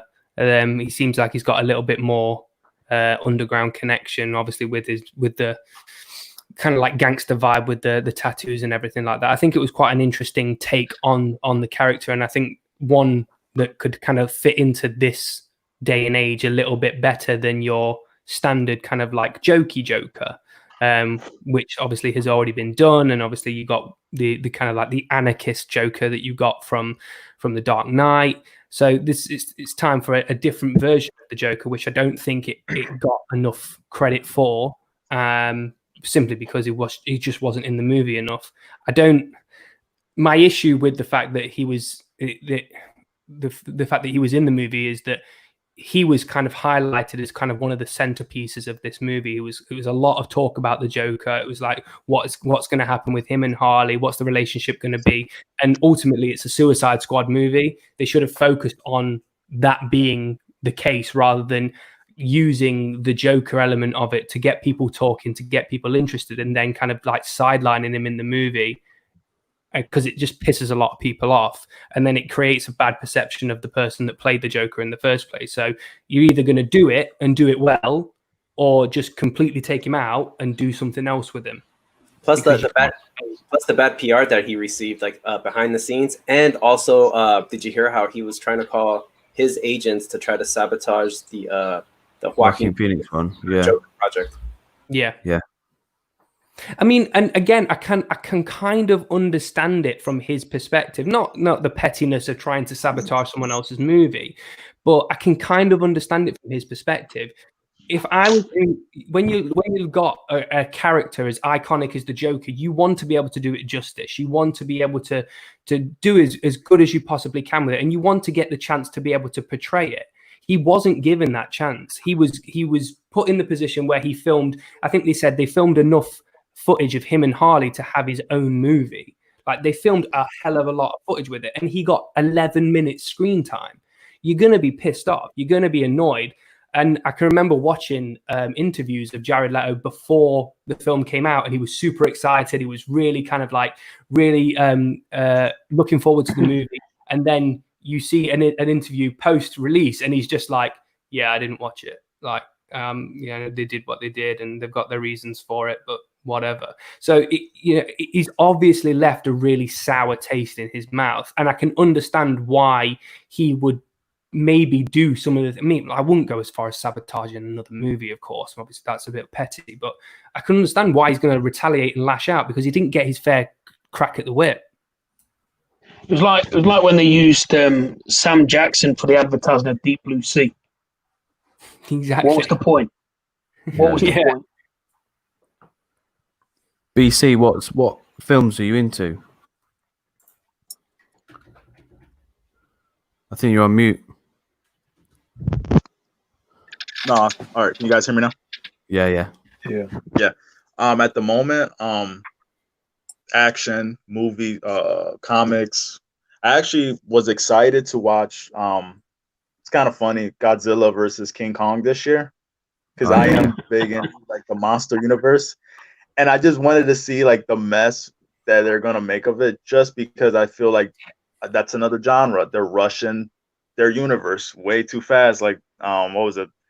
Godzilla King of Monsters from last summer, where they put King Ghidorah, Mothra, Rodan, like they just stuffed everybody in there, plus the new monsters. I was kind of interested to see that, what they were going to do with King Kong. And then like it kind of scared me because I saw the runtime. It was only like an hour and a half or something like that. And I was thinking to myself, like, okay, But I was looking forward to see that. I was looking forward to see a lot of movies. I'm kind of it's kind of sad to see how like this pandemic kind of slowed down movie theaters and everything. I'm big into going to the movie theater. I think the movie theaters today are like it's the best way to watch a movie still. I know streaming service has become good, but like certain movies are just great to watch at a movie theater, especially with other people who are fans of that genre as well. And like I think at this point where like I saw that Nolan's movie has like WB is like whatever Nolan wants to move, Wonder Woman is just moving. So he moved to August, his new movie, and they pushed Wonder Woman to October. And at this point, I'm like, are we even going to get these movies that are coming out in the fall? For all this, I'm thinking, I'm just going to have to push it to 2021, or one of these streaming services they're just going to risk it and say, look, we're just going to pay. I heard a rumor about Black Widow. They're just thinking about just throwing it on demand and just charging everybody like a price of like, $31 here, US dollars, and see how it goes, Yeah. So. What about you, Caboose? What type of films are you into? I would describe it as boring. I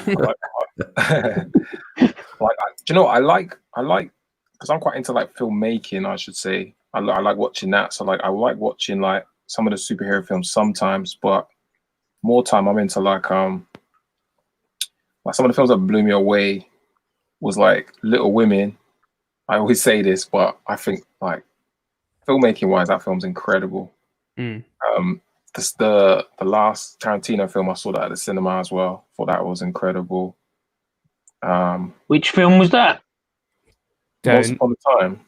Yeah, Dan. that gets rave reviews on our channel. That was, mate. Being sarcastic. Yeah. Check out Anthony's review of it. He loves it.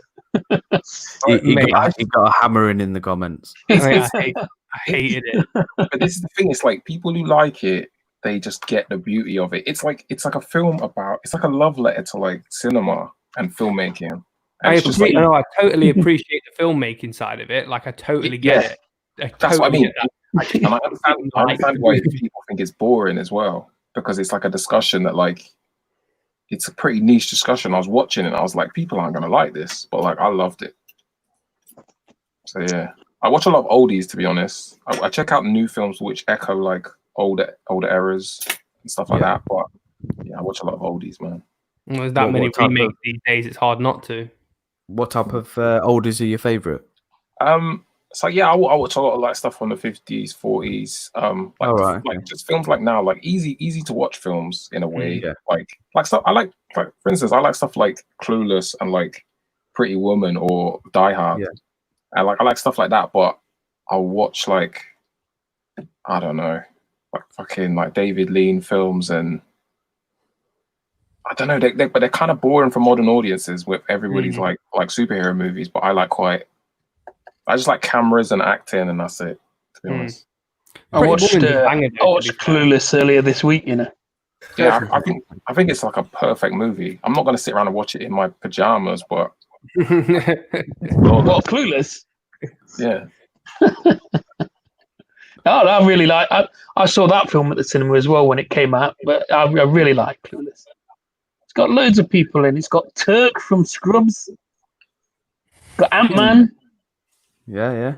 It's got Son- who's the girl that died? Brittany Murphy. Yeah, Brittany Murphy. Yeah. Sancho, what about you? Everything from bad movies to good movies. It's just anything with a good story, anything that excites me. I mean, I'm a big fan. Sometimes I watch like bad movies just to see what did they do wrong. Why is it a bad movie? Yeah. Have you ever watched a film, Sancho? Have you ever seen a film that you thought was really bad, then went back to watch it and actually enjoyed it? No, I walked out of Elizabethtown. I was in the theater. I looked at it. That's the only movie I walked out, and I'm like, nope, and I left. It's the one with Cameron Crowe. God, girl from the Spider-Man films. I can't think of her name. Kirsten Dunst. Yeah, Kristen Dunst. Yeah. And Orlando Bloom. So we've already discussed this. So what do you boys think? Is Die Hard a Christmas movie or not? no. So you and Anthony are going to get on really well. Just because it's got a tree in it doesn't make it a Christmas movie. What about it being set on Christmas Eve? When you watch it outside of Christmas, you'd be like, oh man, I wish Yeah. it was Christmas right now. Yeah, I like, don't I watch really it. do. Honestly, it really reminds me of Christmas. Like, I it will really- watch Die Hard any time of the year except December. Might just be me being weird, mate. Like I don't know, but like when I see Die Hard, like I'll only ever watch Die Hard at Christmas. So I can't really say I'll watch it in June, but it makes me think of Christmas. Christmas to I me watch is it in like December as well. Christmas. To Only me in is like December. Christmas to me is the Peanuts Christmas movie, Charlie Brown Christmas, and like I don't know, like yeah, all that kind of shit, like White Christmas coming on TV.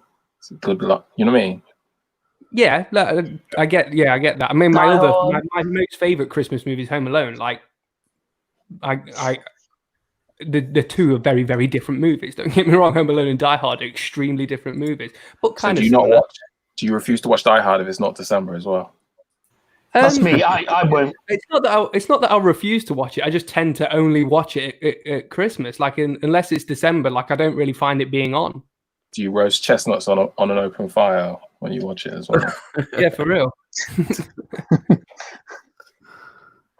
But to be fair, like I never reach for Die Hard. Like I'll never, like if I'm looking for a movie to watch, I'll never go, I'll watch Die Hard. Like I think I've seen it that many times now. Like I'll only ever watch it when it's on, and that just so happens to only be around Christmas time. What's your favourite Die Hard? One. See, for me, it's 3. Oh, with, Yeah, Die Samuel Hard Jackson. 3.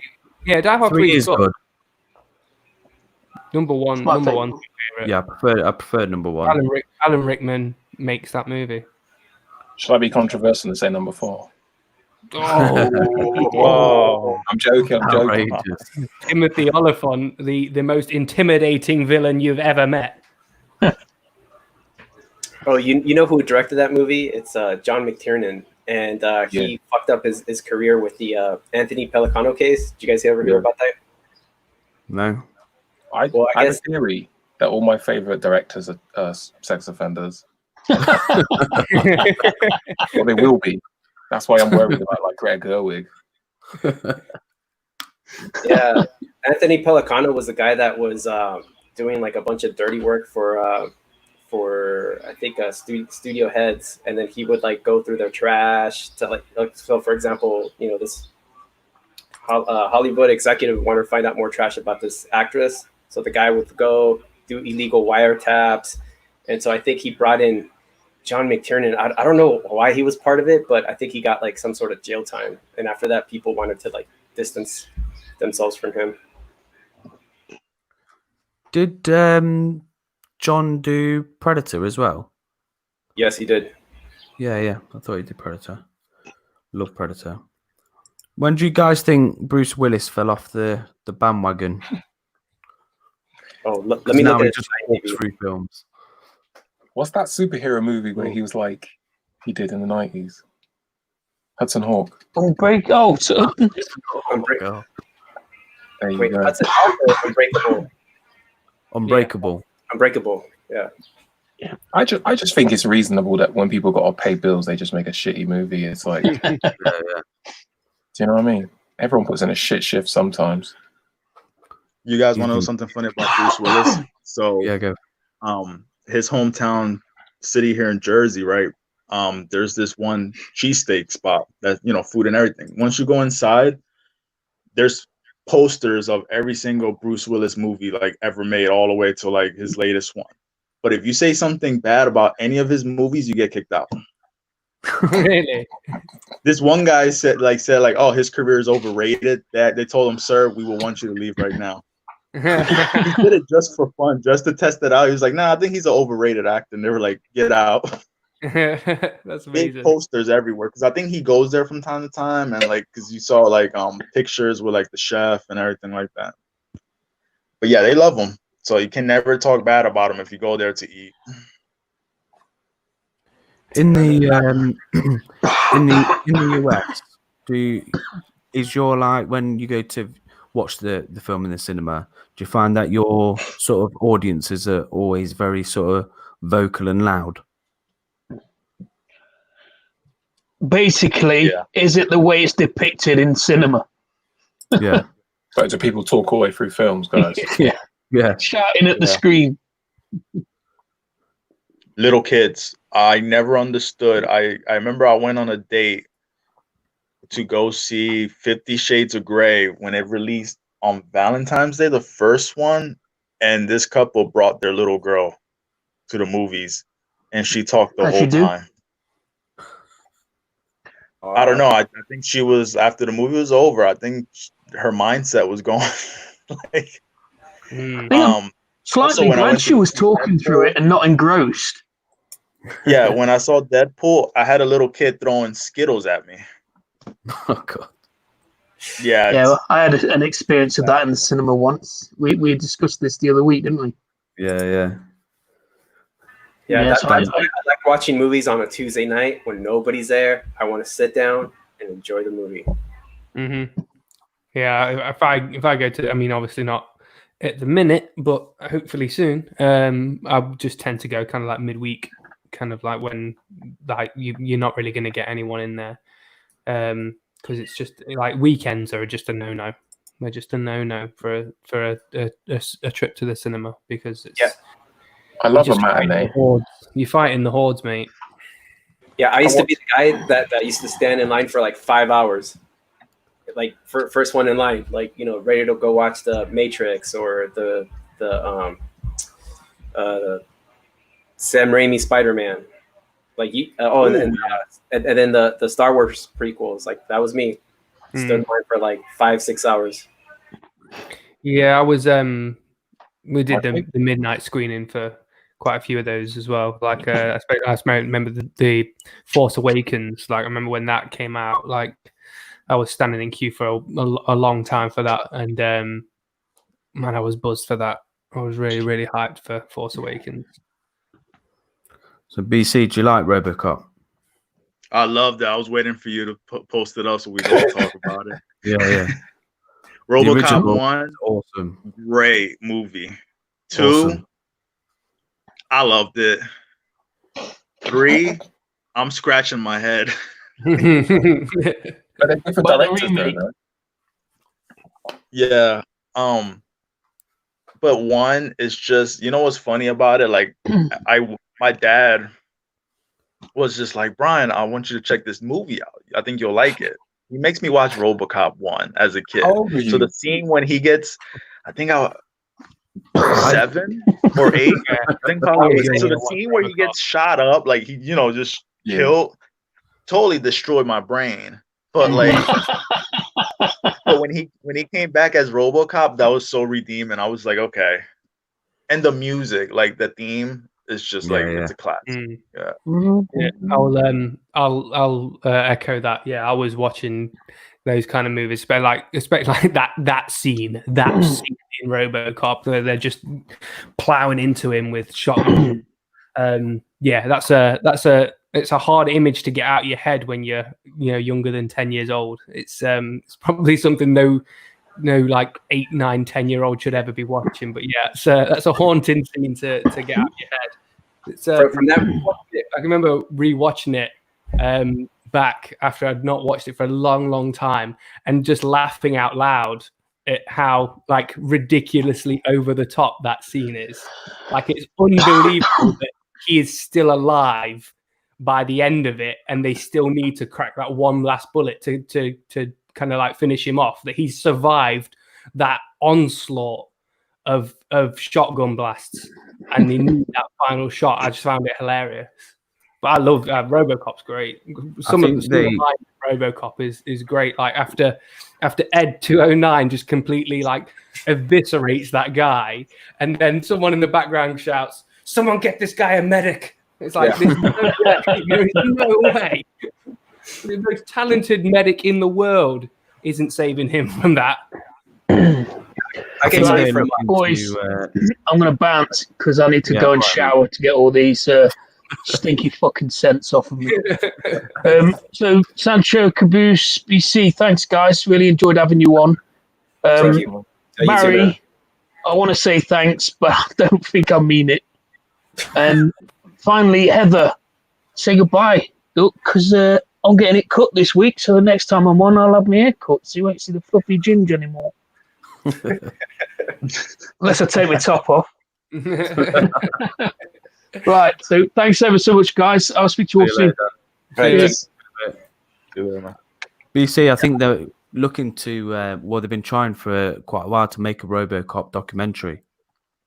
And I think they've been trying to get it on a Kickstarter.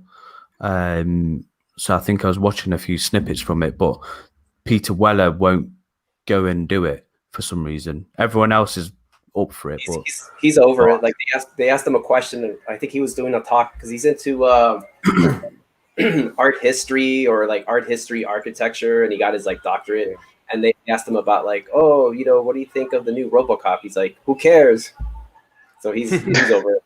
Because I can remember reading. I think yeah, go on, sorry, mate. To Mortal Kombat 11, the video game, released a DLC of RoboCop, and they were trying to get him to voice it, and to no avail. So yeah, I think at this point, just enjoy the movie because he's not gonna come back for anything.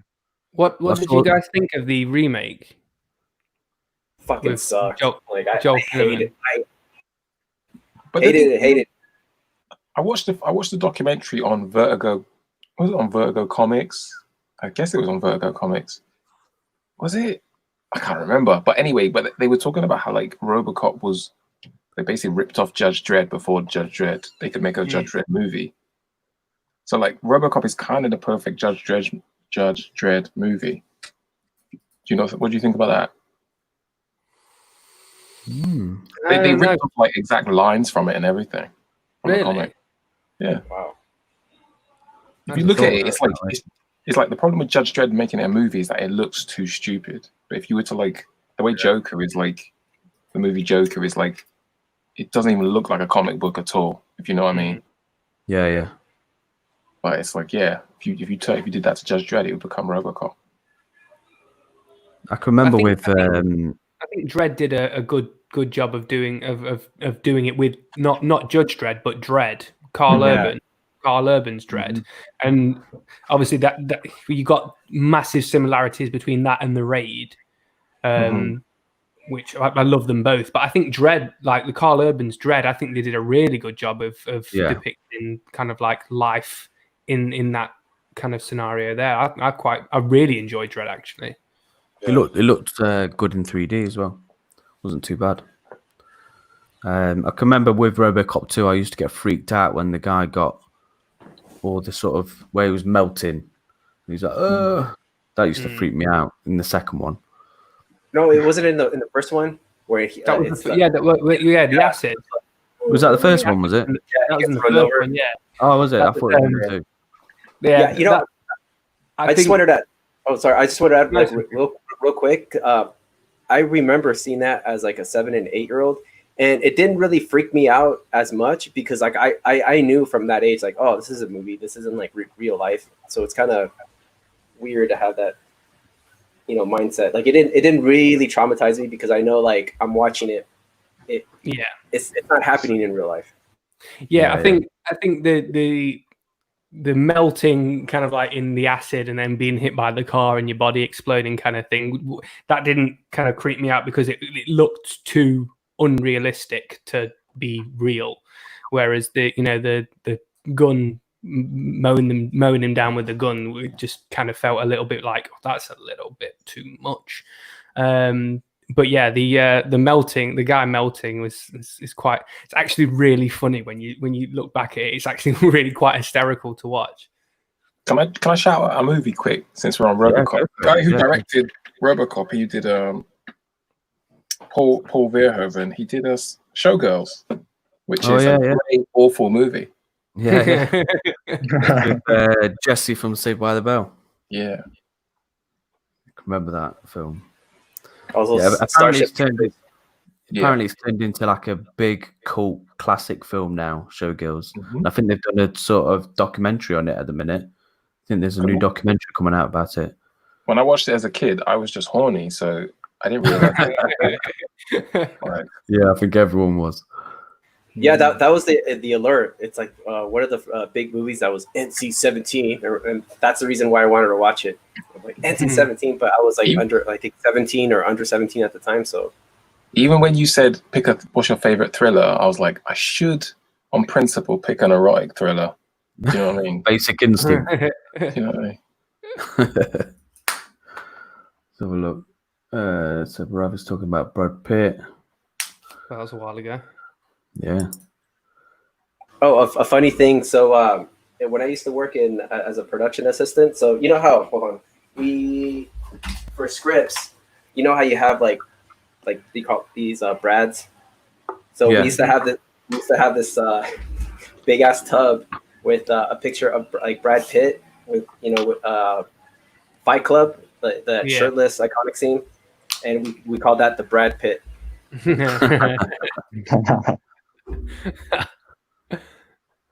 So certain theatres locally are known for like comic fans, and people line up at midnight the night before release, camp out to see it, wearing costumes, loud, laughing, clapping. Fantastic atmosphere.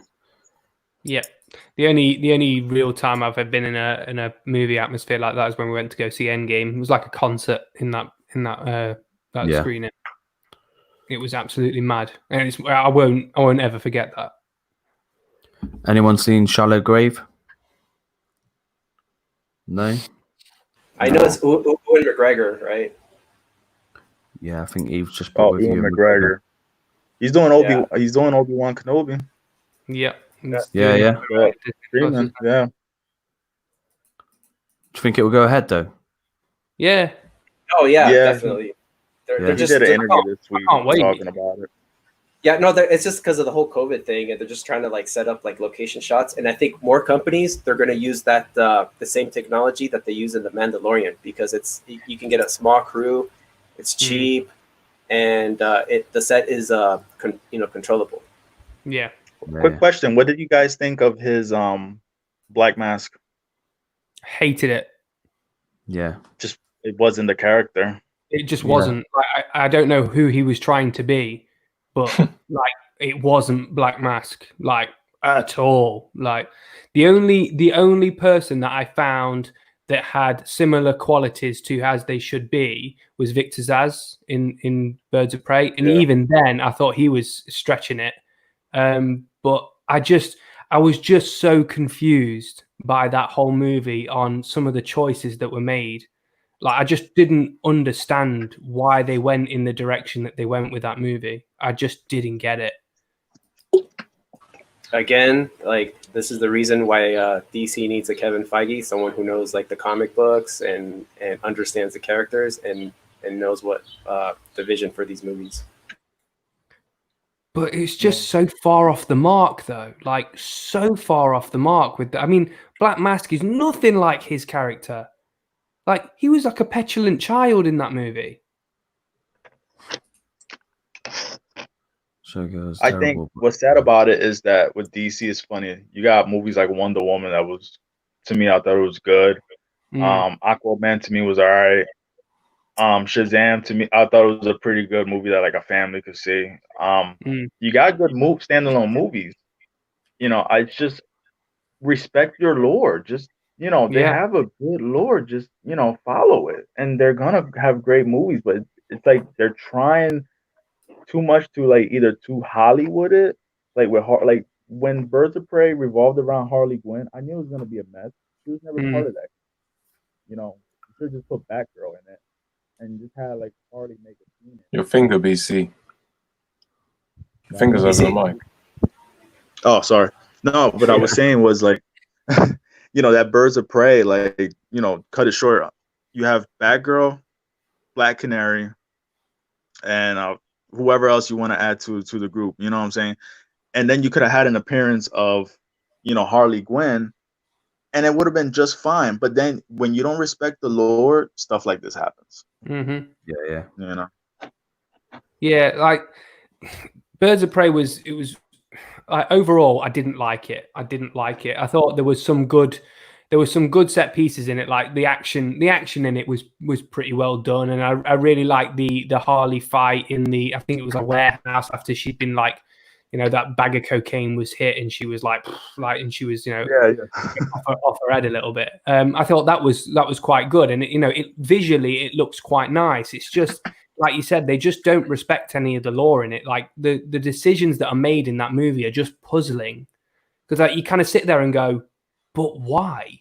Why, when you have all this good material to use, why did you put that on my screen? I think the slow-mo catching the sandwich where it fell on the floor, I was just like, what was the point of that? That really pissed me off. There's a lot of it. I just don't understand the choices that were made, but it's done now. I have to let it go. So have any of you guys seen Screech's latest films? Didn't he release like sex tapes or something like that? In porn. Yeah, I think so. I think he went down a dodgy route, I think, getting arrested and stuff. I heard they made a reboot of Saved by the Bell, or they're gonna about to. Yeah. I think I saw something on YouTube about that. Yeah. Mario Lopez is coming. I think he's back to play AC Slater as like a gym teacher, I think. So he still looks exactly the same. Exactly the same. Yeah, for real. Showgirls and the Real Mother 2 I love to watch when I want to watch something. Do you guys have any films where like they're known to be awful but you enjoy watching them anyway? I've got one. I'd class it as my sort of favorite cheesy film, and it's Over the Top with Stallone, the arm wrestling film. That one's good. Mega cheesy, but I absolutely love it. Oh, check it out. Yeah. Yeah, mine is Christopher Nolan's also like favorite bad film, which is MacGruber. He loves that movie, and I also read that he quotes a bunch of lines. Him and his brother are always like quoting that movie, and he was instrumental in seeing if they can make a sequel. So I think it's still being like written. I don't know if I've got one that I can think of.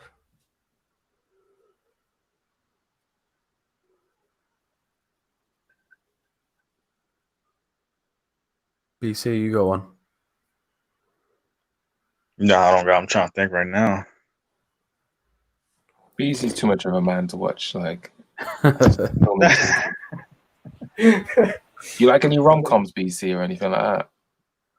Oh, romantic. Yeah, I got the one with I do like this one romantic one with Mila Kunis and Justin Timberlake. Oh yeah, Yeah. we were talking about Fuck buddies or something like that. Yeah. Yeah, Friends Like- Benefits. that. That should be the name. Benefits. Yeah, Friends with Benefits is a banger. Yeah. What about you, Caboose? What's your main one? I like some shitty movies, man. So many to pick from. There's this made for TV film about Madonna, and it's called I don't know what it's called. It's just called. It just comes up on TV and it just says Madonna, but it's not starring Madonna. And it's like, I thought you were talking about Body of Evidence then. Nah, it's just. I remember that one. Oh, yeah, I like a lot of shitty movies, man. Or, I like. or You Dick, know what? I Dick like a Tracy. shitty movie. Huh? Dick Tracy. Do you know what? Shitty movies are good sometimes because you can just like think about what you would do differently, how you would fix it. So like I don't mind sometimes watching stuff like that. I think mine might be Jeepers Creepers, because I know a lot of people don't like that movie, but it's one of those that it's like if it's on, I can't not watch it. It's a shitty movie, like it's crap. Like I really enjoyed the second one. I quite like the second one, but the first one is not. It's not. I know it's not a good movie. Do you have any do you have any films like that are known as classics but you think are just awful movies? Like mine is Shawshank Redemption. I think it's an awful movie. What? Yeah. Explain.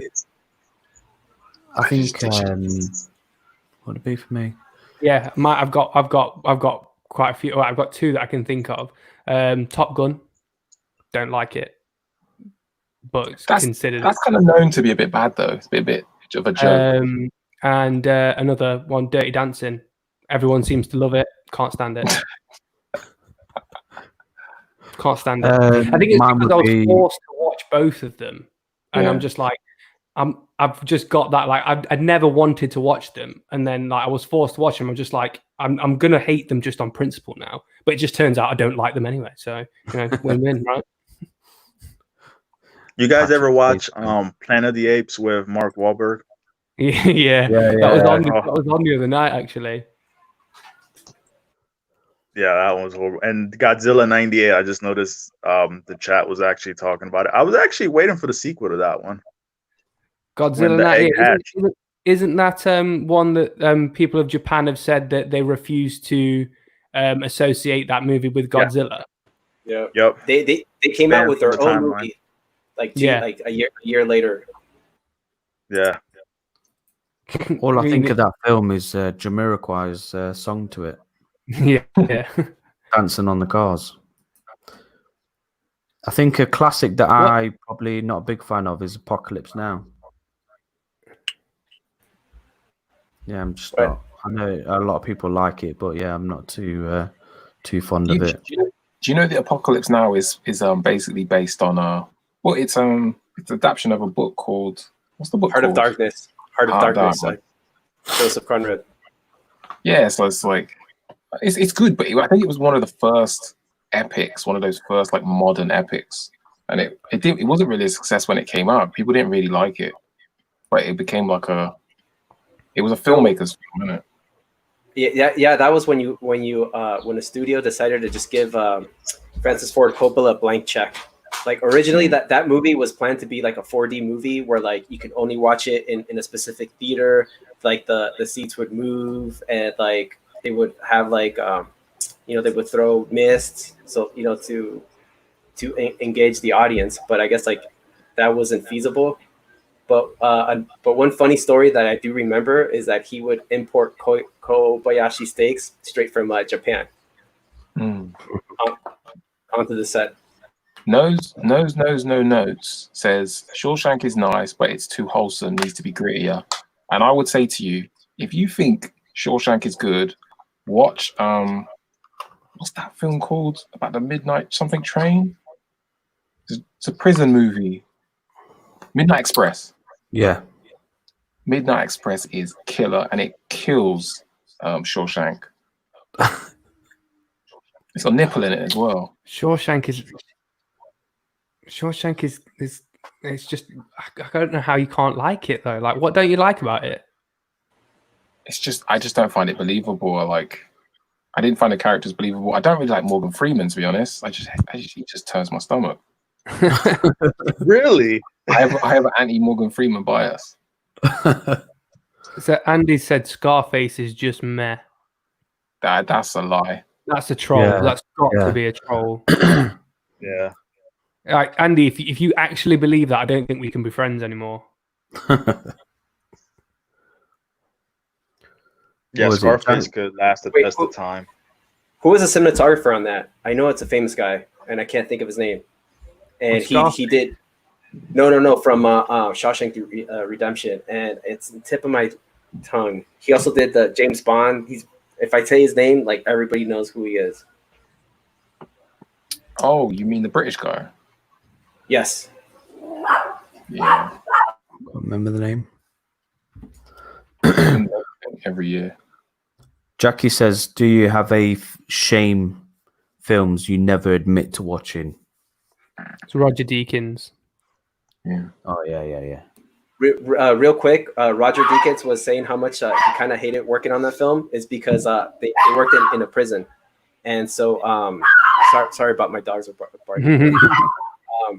And so like they're like, okay, now let's from the inside the prison, let's shoot like outside. And then he's just like, dude, why didn't you tell me this? It's gonna take me time for me to like break down the lights and then go back out there and then set it up. And they expected him to do it like you can just do it in a few hours. Like, no, man, this is gonna take like days.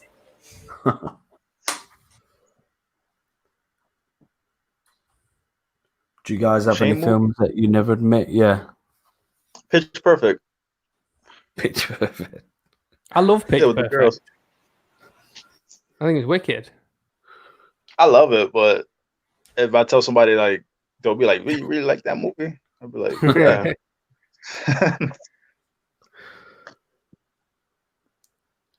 I don't have any guilty pleasure. I don't know. I can't think of films I'm ashamed to say. Film that people always want to like tell me off for liking is La La Land. I really like La La Land. I think it's perfect. I think it's really, really good. We agree on something. There you go. Starship Land's Troopers. wicked. Yeah, La La Land's really, really good. Like I've had a conversation with someone about La La Land, and they're saying that they thought that Gosling was just too like moody in it.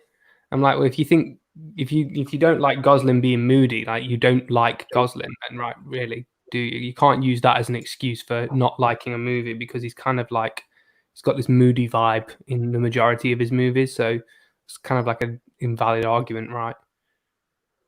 But no, I thought La La Land was really, really good, really good. Did you guys like Slither? Never saw it. No, is that Wait, is that Sharon Stone? No, I think that was Silver. no? I still Slither remember is the it's like the horror comedy one, isn't it? Yeah. Yeah. I think Yeah, it was similar name for Sharon Stone. I think that's Silver or something like that. wasn't it James Gunn that did Yes. Slither? Yeah, I think it was. Sliver with a V is a good movie. It was an enjoyable, fun movie anyway. Eight-Legged Freaks. I remember that one. Eight-Legged Freaks. One of the worst movies ever. Scum was a really good film with Ray Winston. Really good film. There's this one movie I think is really overrated, but people love it. And, like, I know people will probably get mad at me. Which one? Clockwork Orange. Oh yeah, Kind of agree with you there. It's beautiful, but it's not enjoyable to watch. It's No. not an enjoyable watch at all. yeah. It What is. do you think, Sancho? It's good. I just love Kubrick. I'm a big Kubrick fan. So yes, I love him too. But what I like about it is, like, even though Alex is an asshole and fucking hate him, do you think he deserves what they did to him in that movie? Yeah, it's a question about kind of like morality, isn't it? Like you kind of question whether or not, like you said, like you want this person, this horrible person, to pay for what, like for the things that they've done, but do they go a stretch too far? And it's an uncomfortable. I think it's purposefully uncomfortable, but it is an uncomfortable watch. Like it really is. But I like it. But I'm not going to, rush to rewatch it. Yeah. Okay. Are there any films where you're ashamed to say that you haven't seen? Yeah, Casino. Are you ashamed, or are you just not bothered? No, but at this point, I feel like I'm being shamed into it because it's been weeks now. Like since week 1, people have been saying, "Go watch Casino." I'm like, yeah. Now we're on week 8, and still not watched it. So I feel shame. I feel shame right now. I think for me, it would probably be the Harry Potter films. I haven't watched one of them all the way through. I've watched bits and bobs. So is yeah. that nerd shame? Say again? Is that nerd shame? Probably, yeah. Shame from me. I love Harry Potter. Yeah, I think for me, I haven't really seen a lot of films like I used to in the last 2-3 years. I worked in a movie theater from 2009 to 2014, and that was during my trying to get my master's, and I would see maybe 6-7 movies in the movie theater per week, or I'd watch the same ones. And so, and then after I stopped working there, I didn't see as much films that I would like. Same thing with me. I remember working at the movie theaters, the end of my high school year to college. I remember the biggest movie was Spider-Man 3 when he was gonna get the symbiote suit. I remember the whole movie theater had the posters and everything. And once the movie was over, they used to just ask us if you want the posters or the banners. I used to take every single poster. Mm. It was fun working at the movie theaters. I just didn't have a life on the weekends. Yeah. It's always there.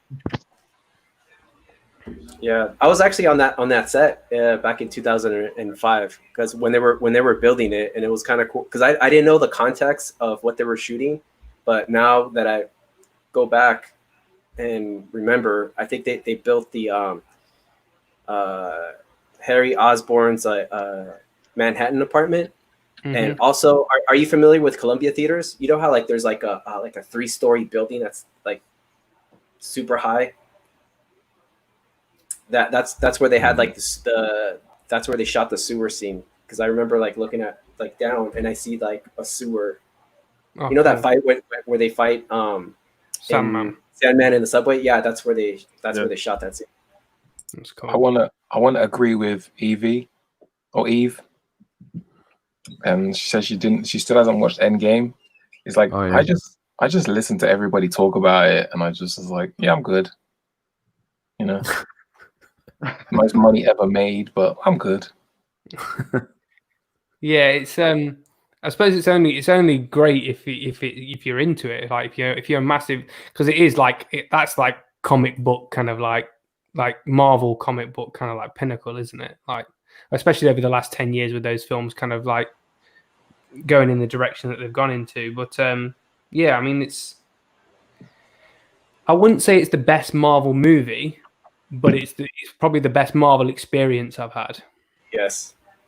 Yeah, I the agree. movie was like pretty much like the closing of a chapter, you know. Mm. So, And it was a little bit clunky as well. Like it is definitely a movie of 3 parts, but like it did feel a bit clunky. It's definitely not their best movie. I personally think that Marvel's best is Winter Soldier. Me too. Endgame is not their best movie by far. It is just the most. It's just the most eventful because of what it is. Epic, yeah. Yeah. I love Kubrick. how I long- how long are- rewatched not that long ago. I rewatched The Shining, and I forgot how much I loved that movie. Like the scene where the camera work in that movie is just where the boys riding the tricycle round the hotel, and it's just following him around with the eerie music, and then it like he kind of pans out and it goes to the maze, the garden maze outside. I think it's just the camera work in that movie is just phenomenal. It really is. It kind of makes you sit there and just kind of forget about the film you're watching and just focus on the filmmaking of it. It's just amazing. Yeah. To watch. Yeah.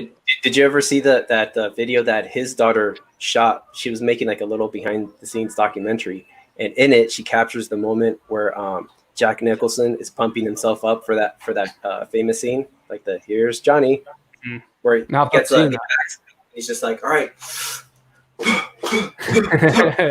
pumping himself up. It's the coolest thing ever. I'm gonna find that. Is that on YouTube? Yeah, you could probably find it on YouTube. Yeah. I'll have a look for that. It's a great movie. I just forgot how much I love it. How long are you guys going to be on till? Or- I think we're going to wrap up in a minute. okay, 'cause- I just want to talk really quickly. If anybody wants to get a job as a PA, I'm going to tell you like how to get one. The best place to do it is in the mailroom, because you have access to like so much like information, and you know where all the executives are. So if you're doing a we called it like a run, and you have to distribute like scripts and dailies for the day, and you have to know where all the executives are. So a normal person, it'll take him like 5 or 6 hours because they don't know where anybody was at. I used to like do that in like an hour and a half.